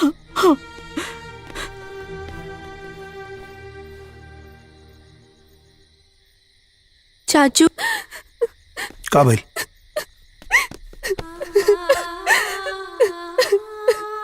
का भाई शिल्पा?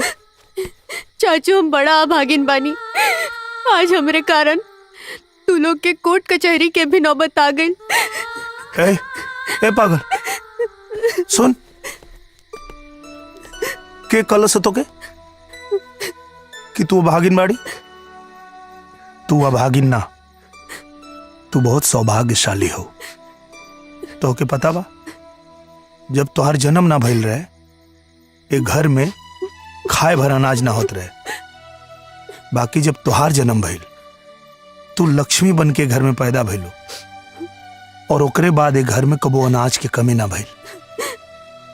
और वह अनाज बेच के भैया सबके पढ़ैले और नौकरी धरैले।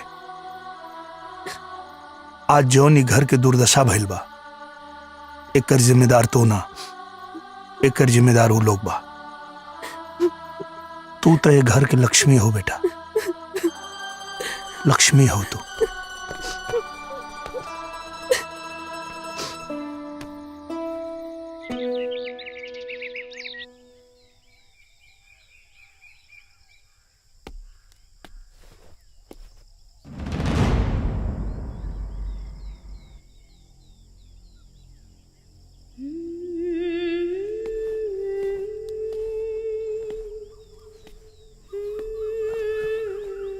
मम्मी तू रोत हो? रोवाला से का दुख भाग जाई। कल से तू कुछ ना खैलू। अगर तू कुछ ना खैबू और तारा के कुछ हो जाई तो हमनी के का होई मम्मी?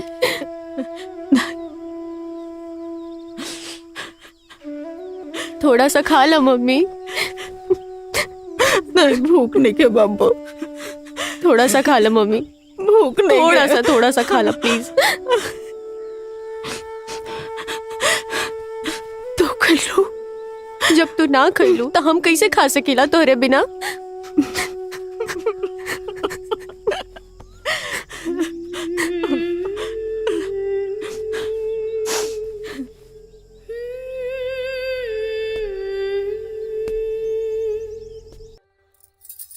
जीतू रुका।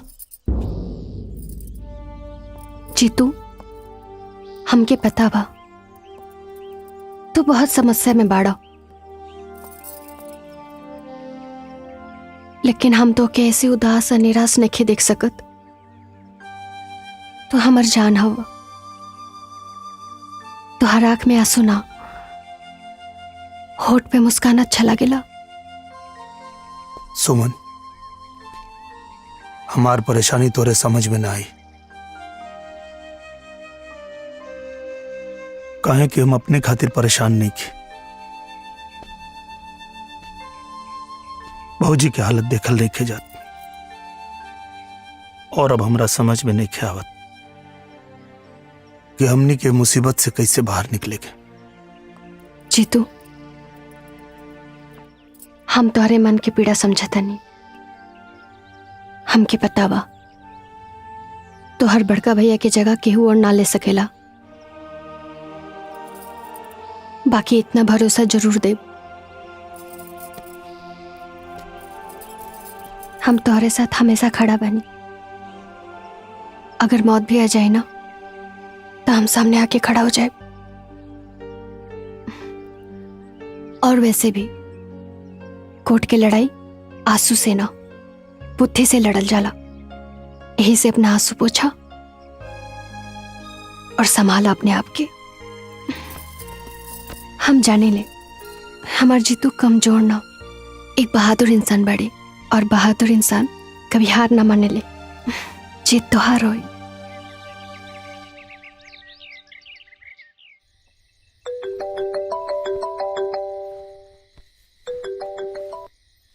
हाँ वकील साहब। जितेंद्र, कल कोर्ट की तारीख है, 11 बजे पहुंच जाना। जी ठीक है, हम 11 बजे पहुंच जाए न्यायालय।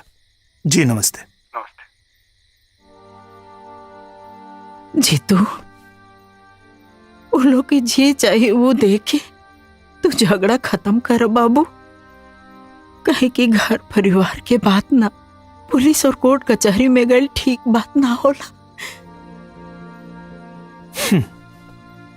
बात बहुत आगे बढ़ गई बाबूजी। उकने के हमार भगवान समान भाई के न जियत जी मान रखला सा न मोला के बाद। भैया और तुहार खून पसीना सींच के बनावल एक घर के इज्जत के दागदार कर देने सब। हम उकनी के आगे हार माने वाला नहीं खे। अब जौन फैसला हुई वो न्यायालय में हुई। वो लोग अपना राह से भटक जाइए, अपन धर्म भुला जाइए, तई कोनो जरूरी बा कि हम अपन धर्म भुला जाए। कौना मिट्टी के बनल बाड़ू भौजी? जे लोग की वजह से तुहार मांग सुनी हो गई, जे लोग की वजह से आज ये घर की इज्जत नीलाम हो गई, वो लोग के प्रति तोरा मन में कोनो गुस्सा नहीं है?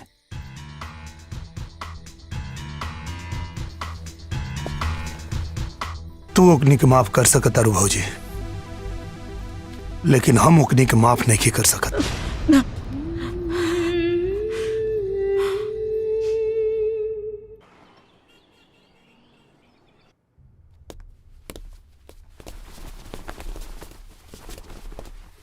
कोर्ट की कार्यवाही शुरू की जाए।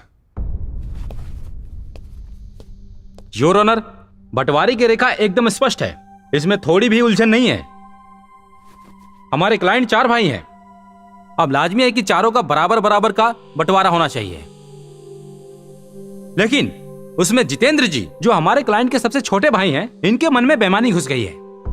ये चाहते हैं कि सारा खानदानी पुश्तानी जो जमीन है, जो प्रॉपर्टी है, सारा इनके अकेले के नाम हो जाए।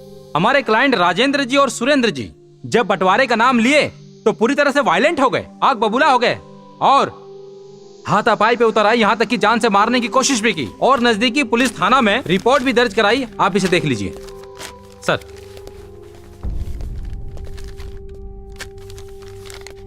योर ऑनर, आपसे मेरी यही रिक्वेस्ट है कि हमारे सुरेंद्र जी और राजेंद्र जी जो बंटवारे की प्रॉपर्टी है, जो जमीन है, उसमें बराबर बराबर का हिस्सा दिलवाया जाए। मैं बस इतना ही कहना चाहूंगा। Thank you. बचाव के वकील को कुछ कहना है? जी योर ऑनर, आपकी इजाजत हो तो हमारा क्लाइंट अपना पक्ष खुद रखना चाहता है आपके समक्ष। इजाजत है। Thank you your honour.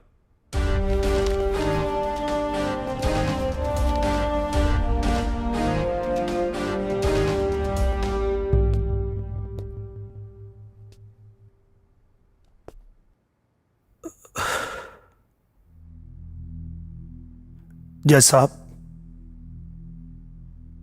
वकील साहब जो कोर्ट के सामने बात रख लें वो एकदम सही बा। हमने के एक माता पिता से 4 भाई बानी जा, तब पुश्तैनी जमीन में चारों का हिस्सा भी बराबर होके के चाहिए, ना केहू के कम ना केहू के ज्यादा।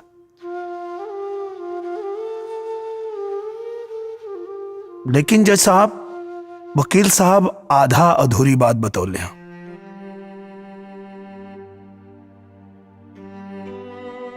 ये हमार मझिला भैया सुरेंद्र प्रसाद लखनऊ में सरकारी नौकरी करेले और 2 कट्ठा जमीन खरीद के बहुत आलीशान महल जैसन घर बनैले बाने। हमार मजली भाभी मीना देवी जी के नाम से 10 लाख रुपया के फिक्स डिपॉजिट के लिए बाने। 5 लाख रुपया के गहना भी बा। वैसे ही हमार दूसरका भैया राजेंद्र प्रसाद के नाम से भी गाड़ी, घर, बंगला, बैंक बैलेंस और जेवर भी बा।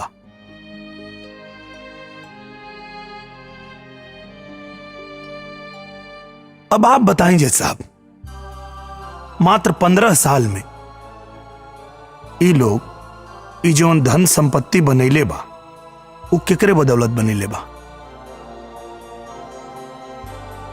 काहे कि हमार बड़का भैया जो बचपन से सिर्फ खेती कैले और वो कुछ ना कर पाइले। सोचे की बात ही बा जज साहब कि हमारे बड़के भैया के नाम से जमा पूंजी तो छोड़ दी, उनके नाम से तो बैंक में खाता भी नहीं के। हमारे बड़की भौजी के पास 2 कनबाली रहे जो उन ब्याह में उनकर माई देले रही। हमार भैया वो बेच देले ए लोग के पढ़ावे खातिर, ए लोग के नौकरी दियावे खातिर।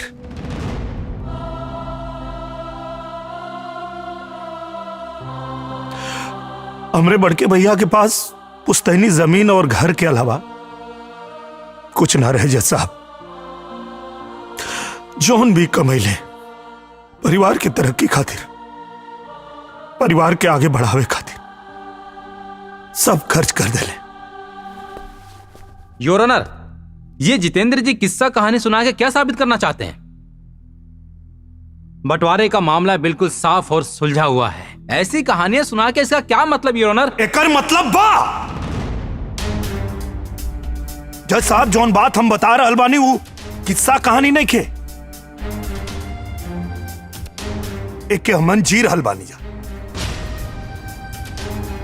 हमार बात छोड़ दी जज साहब, ये दोनों भाई लोग से पूछी कि अगर बड़का भैया ए लोग के अपने तरह खेती बाड़ी में लगा देले होते, पढ़ाई लिखाई ना होते, नौकरी ना धरीले होते, तो का आज ये लोग अपने नाम से इतना संपत्ति बना पाते? हमार बड़का भैया खुद भूखे रहले, अपने खुद फाटल कुर्ता पहनत रहले, लेकिन परिवार में केहू के कोनो कमी ना होके देले। और जज साहब, अक्सर हम बड़का भैया से पूछत रही, भैया तू अपने नाम से संपत्ति काहे नहीं बनावत? तो हमार भैया का खले,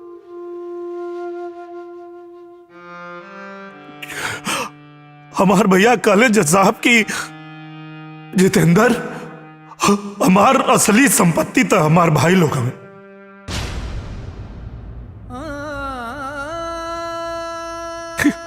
और ऐसा देवता समान भाई के बेटी के बियाह होके के टाइम आए तो ही दोनों लोग बंटवारा करे चलाइल जज साहब। हमारे भैया के बंटवारा से भी इनकार ना रहे। हमार भैया तो सिर्फ इतना चाहत रहे कि जब तक हम जीवित बानी तब तक बंटवारा मत करा, हमरे मर गेले के बाद बंटवारा कर लिया लो।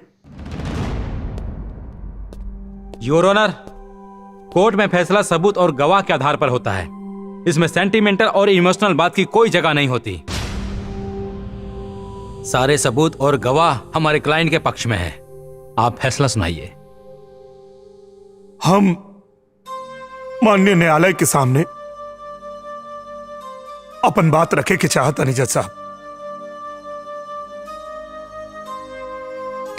आज ही जोन केस पे जीरा चल रहा बा, ई खाली हमरे घर के समस्या नहीं के जज साहब, ई देश के हर घर के समस्या बा।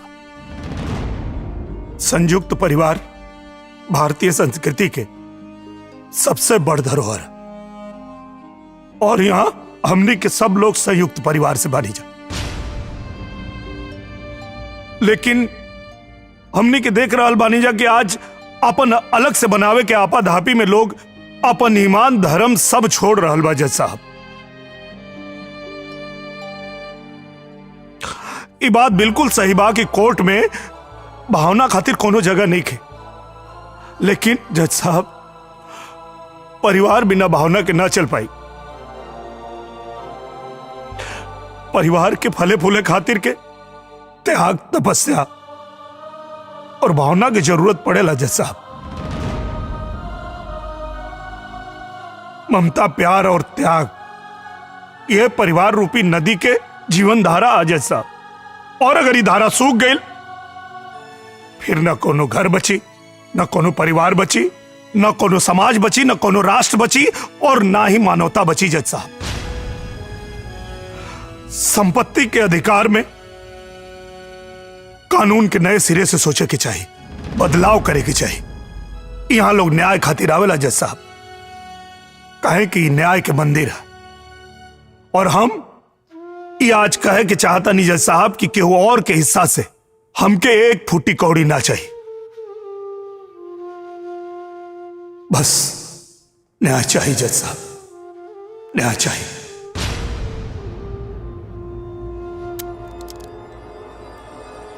भगवान जी संभालिए अपने आप को। भैया भैया, कोई भैया मत करना। ये केस तो खत्म हो गया, पर मेरे मुवक्किल को न्याय नहीं मिला।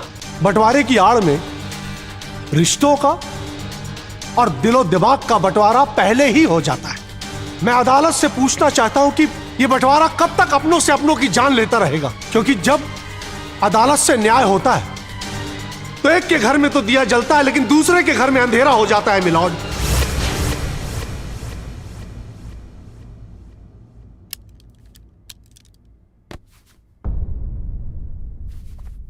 दोनों पक्षों की दलीलें सुनने के बाद अदालत इस नतीजे पर पहुंची है कि बिना गंभीरता से विचार किए इस केस में कोई भी निर्णय लेना मुश्किल है।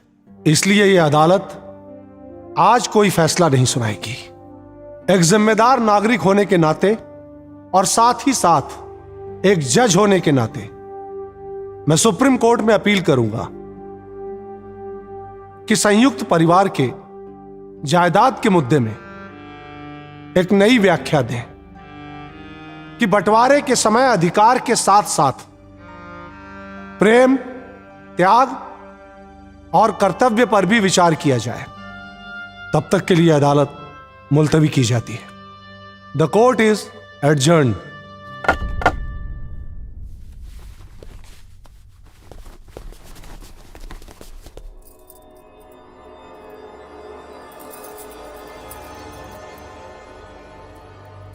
इतना देर हो गई, अभी तक ना आइले। पता ना कोर्ट में का होत हुई। ना छोटकी, सब ठीक हुई, तू चिंता ना करा। हमके लगा था वो लोग आ गए। तू बैठा, हम देख के आवतनी।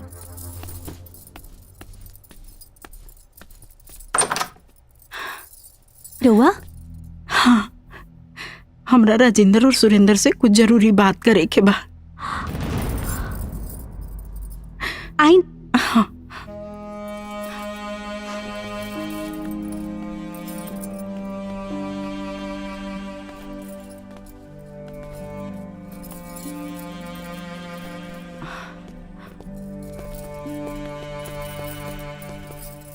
लागतानी भाभी। खुश रह बेटा, खुश रह।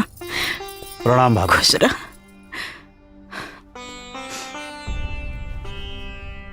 राजेंद्र, सुरेंद्र, हम तो लोग के अपना से कब्बो अलग ना समझनी। जब हम बियाह करके वो घर में आयल रही तो तोहर बड़का भैया पहला रात के हमरा से एगो वचन ले ले रही कि हम तो तीनों भाई के अपन देवर ना अपन बेटा मानब। भगवान जाने कि आज भी हम उहे माने नहीं। तू लोग के कबो कोनो छोट भाव से हम ना देखनी। अब जौन होके के रहे तौन तो हो गई बाबू। बाकी हम एगो बात कहे खातिर नहीं है कि कि तू लोग के जौन भी हिस्सा चाहिए ले ला जा, बाकी हमरा के हमर वो घर दे दा जा।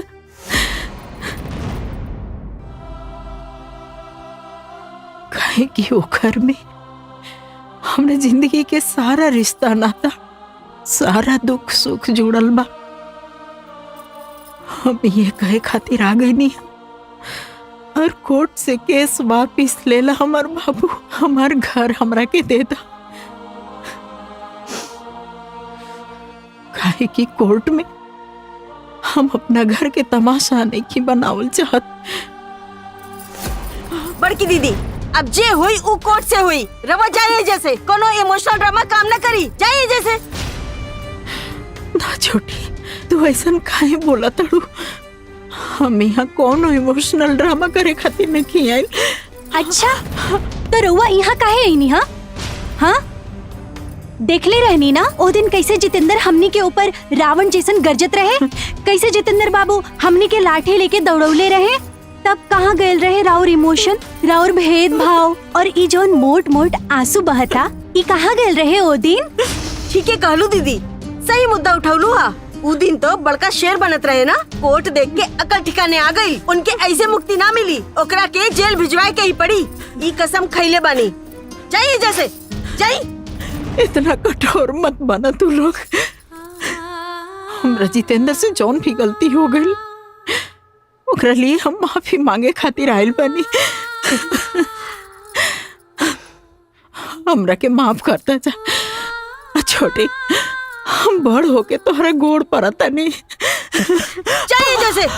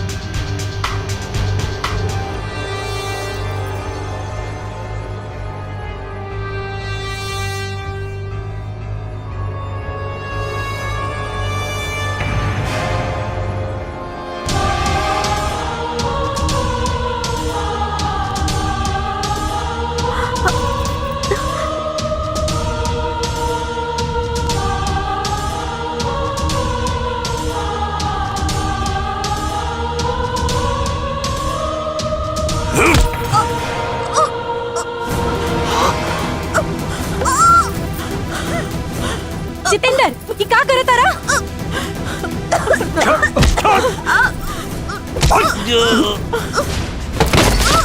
तो हिम्मत कैसे भइल रे हमरा भाभी के हाथ लगावे के? जान से मार दे तोके। जितेंद्र, छोड़ उनके, छोड़ उनके भाई।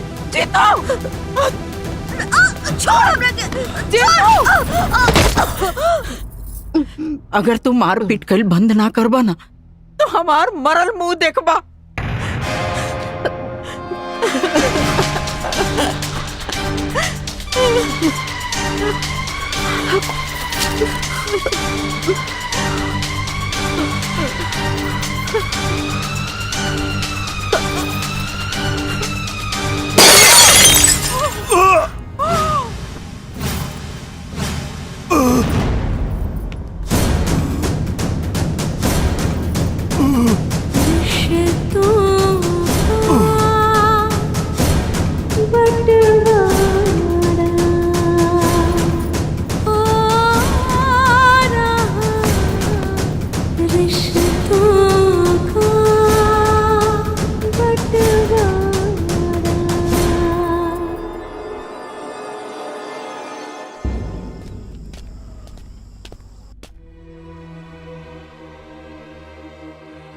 तरो नहीं पता तू कितना बड़ा पागलपन कर चुकल बड़ू। अगर जितेंद्र पुलिस के सामने हमनी के खिलाफ बयान दे दलस तो सब बंटवारा के सपना धोइला के धोइला रह जाई और हमनी पर हाफ मर्डर के केस भी हो जाई। केस का मतलब समझा तरू ना, हमनी के दोनों भाई सस्पेंड हो जात सब। राजेंद्र, पुलिस। हमारे बाबू कैसन बाड़न डॉक्टर साहब? देखिए, उनके सर पे गहरी चोट लगी है, अभी कुछ भी कह पाना मुश्किल है। डॉक्टर साहब हम बयान लेवल चाहता नहीं। अभी वो बेहोश हैं, होश में आने के बाद ही आप उनका बयान ले सकते हैं। Excuse me. रहुआ के बानी? हम उनकर भौजाई बानी। इनकरा के चोट कैसे लागल? इंस्पेक्टर साहब, एमे हमार गलती बा। हम अपना देवर देवरानी से बात करत रहनी और तभी जितेंद्र आके मारपीट शुरू कर देलन। हम उनकरा के बड़ी मना कईनी, लेकिन वो मानते ना रहे। फिर हम अपना हाथ से उनका के धक्का दे देली, गिर गईला। फिर उनकर सिर फट गईल, बेहोश हो गईलन हमार बाबू। हमार गलती बा, हम दोषी बनी। ठीक बा, पर जब तक जितेंद्र के बयान नहीं हो जात रहुआ जे रही। हाँ, हाँ। भाभी ए जी कहाँ जाता नहीं है? नहीं आई जरा आई चली।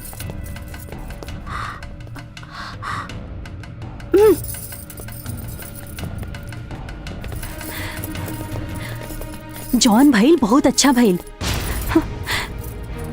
अब तक सारा टेंशन दूर हो गई। बड़की भौजी सारा दोष अपने सर पर ले लेनी। सही कहलुआ छोटकी, धर्मात्मा बने के शौक बा तो बने धर्मात्मा। अब हमने के दुख के कांटा खुद ब खुद दूर हो गई।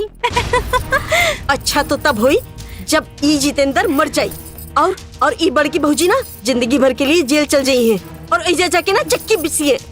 ए छोटकी एकदम सही कहा तारू। अब सारा धन दौलत जमीन जायदाद हमने के हो जाई।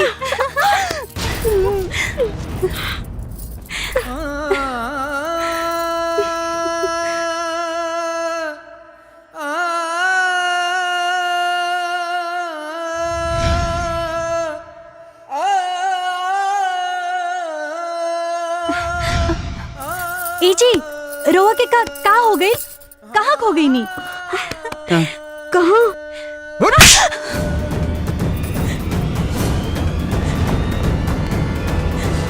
चुप बेरहम औरत। यप काका राल बानी। भैया ठीक कैलहन, ई काम हमरो बहुत पहले करे के चाहत रहे। राजेंद्र सुरेंद्र, ई तू लोग का करत बड़ा जा। मत रुका भौजी, ये दोनों वही के काबिल बाड़ी सन। पूरे घर के तबाह कर देली भाभी। चुप रहा तू। औरत पे दोष लगाओ तो बड़ी आसान बा। काहे कि खाली औरतिये के दोष ना होला, पुरुष भी बराबर के दोषी होला।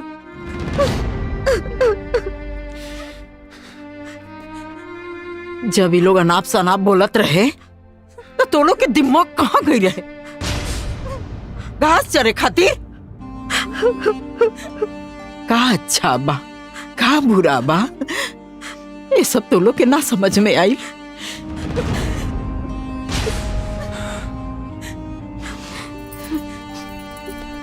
डॉक्टर साहब पेशेंट को होश आ गया। जितेंद्र रुकी, पहले बयान हुई ओकरा बाद के हुआ उससे मुलाकात हुई।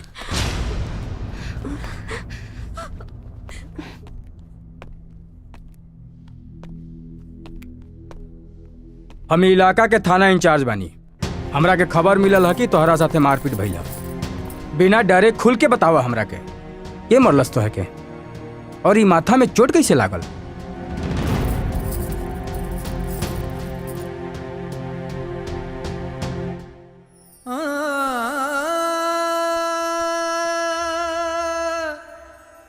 आपसे के कहल कि हमरे साथ मारपीट भइल बा।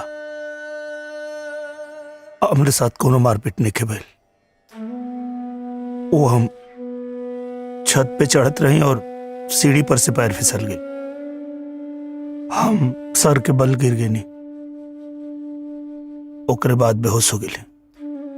हमके याद नहीं कि ओकरे बाद का भइल। तू सच बोल रहल बाड़ा कि केहू के दबाव में आकर झूठा और गलत बयान दे रहल बाड़ा? हम एकदम सही कहा ताने। हमरे साथ कोनो मार पिटने के भइल।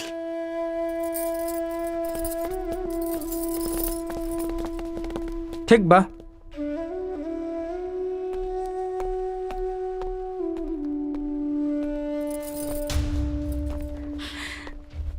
बयान हो गई। उनकर कहना बा कि उ सीढ़ी से गिर गई रहन और कोनो मारपीट ना भइल। तू तो कहत रहलू कुल तोहरा वजह से भइल बा। इंस्पेक्टर साहब, भौजी जौन बाड़ी जितेंद्र के कोनो काम से बाहर भेजले रहनी है। हन भौजी, यह बात बा ना? हाँ इंस्पेक्टर साहब। ठीक बा, हमार जांच पूरा भइल। अब आप लोग उनकरा से मिल सकतानी। हाँ। चलो बाबू, हमार बाबू।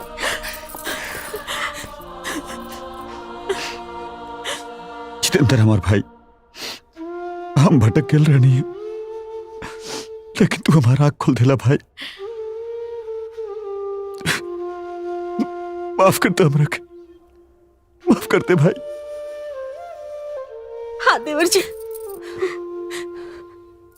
हमके माफ कर दी। अरे भाभी का करे धरो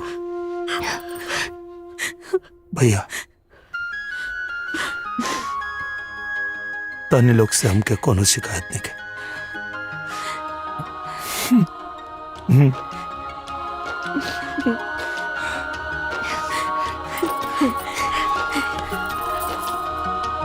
जज साहब, हमार छोट भाई जितेंद्र सही तर्क दे रहल बाड़न। जब पुश्तैनी जायदाद के बंटवारा हो सकेला तो नौकरी करके इकट्ठा कईल जायदाद में बंटवारा काहे ना हो सकेला?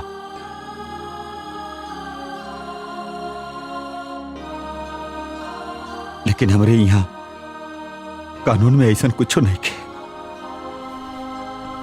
जज साहब, हम आपसे विनती कैल चाहब कि सरकार के आप आदेश दी कि ऐसा कोनो कानून बने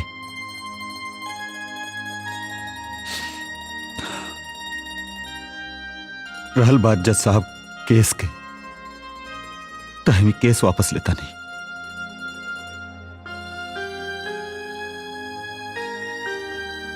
जज साहब, हमनी के घर के बंटवारा ना होई, हमनी के साथे रहल जाए। सगरो भाई मिलके जैसन बड़का भैया के सपना रहे।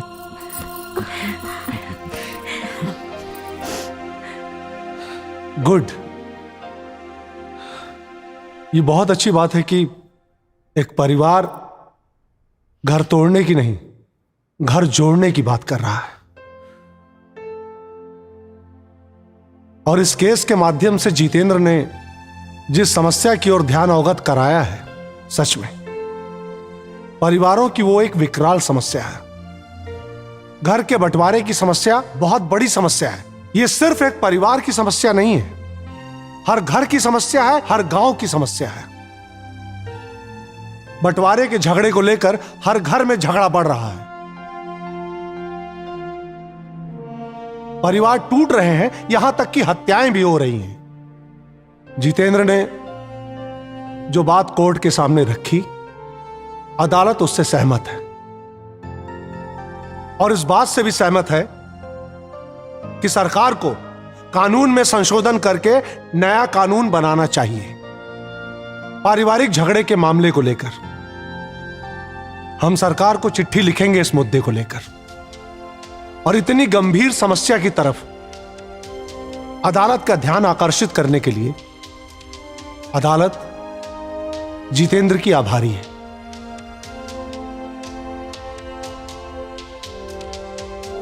द कोर्ट इज एडजर्न्ड।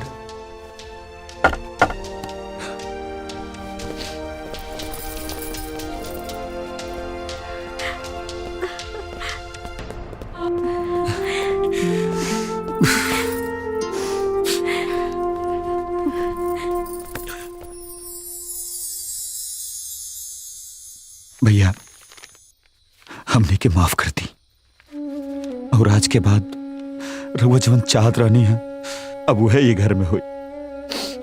भैया ये जमीन के पेपरवा दिवाली के पटाखा के संग जला दी का जितेंद्र?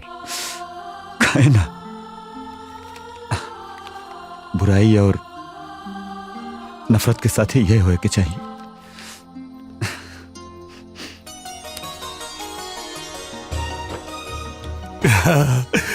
बुराई सब जल गई।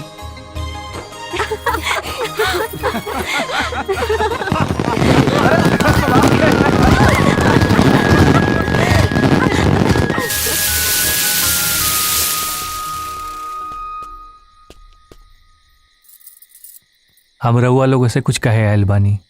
कहीं हमार बाबूजी बदलत दुनिया के समझ ना पहिले, लेकिन आज ही देश में क्या पूरा दुनिया में ही साबित हो गई बा कि लड़का लड़की में कवनो अंतर नहीं है। अरे जितना पैसा लड़का के पढ़ावे में लगा था उतना ही पैसा मेहनत लड़कियों के पढ़ावे में लगा था। तो ऐसा काहे बा कि जब लड़की के शादी हुई तो लड़की वाला के दहेज देवे के पड़ी और लड़का वाला के ना देवे के पड़ी? ई कैसन प्रथा बा? अरे हम तो कहा तानी कि कुप्रथा बा। आज हम ई कुप्रथा के विरोध करतानी।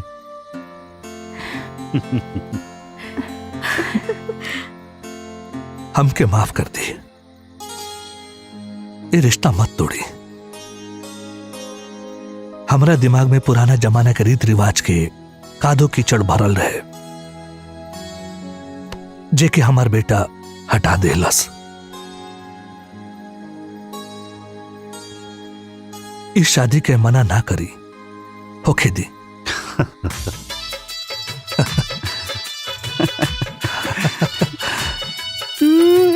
वक्रतुंड महाकाय सूर्यकोटि समाप्रभा। चला हमने भी शादी कर ली। अरे ऐसे कैसे शादी करबो? तैयारी खातिर थोड़ा वक्त भी तो चाहिए। भर्गो देवस्य धीमहि धियो यो न प्रचोदयात्। ओम गणानान्त्वा गणपतिगुं हवामहे निधिनान्त्वा निधिपतिगुं हवामहे प्रियानान्त्वा। तनी बुद्धि अप्लाई करी। अच्छा हाँ, तो अभी टाइम लगी ना। जी हम कोर्ट मैरिज की बात करे तनी। अच्छा सब पता करके बैठल बाड़ू। सही बात। आज से दोनों जाने पति पत्नी हो गए लोगन। तो कर लिया जाओ।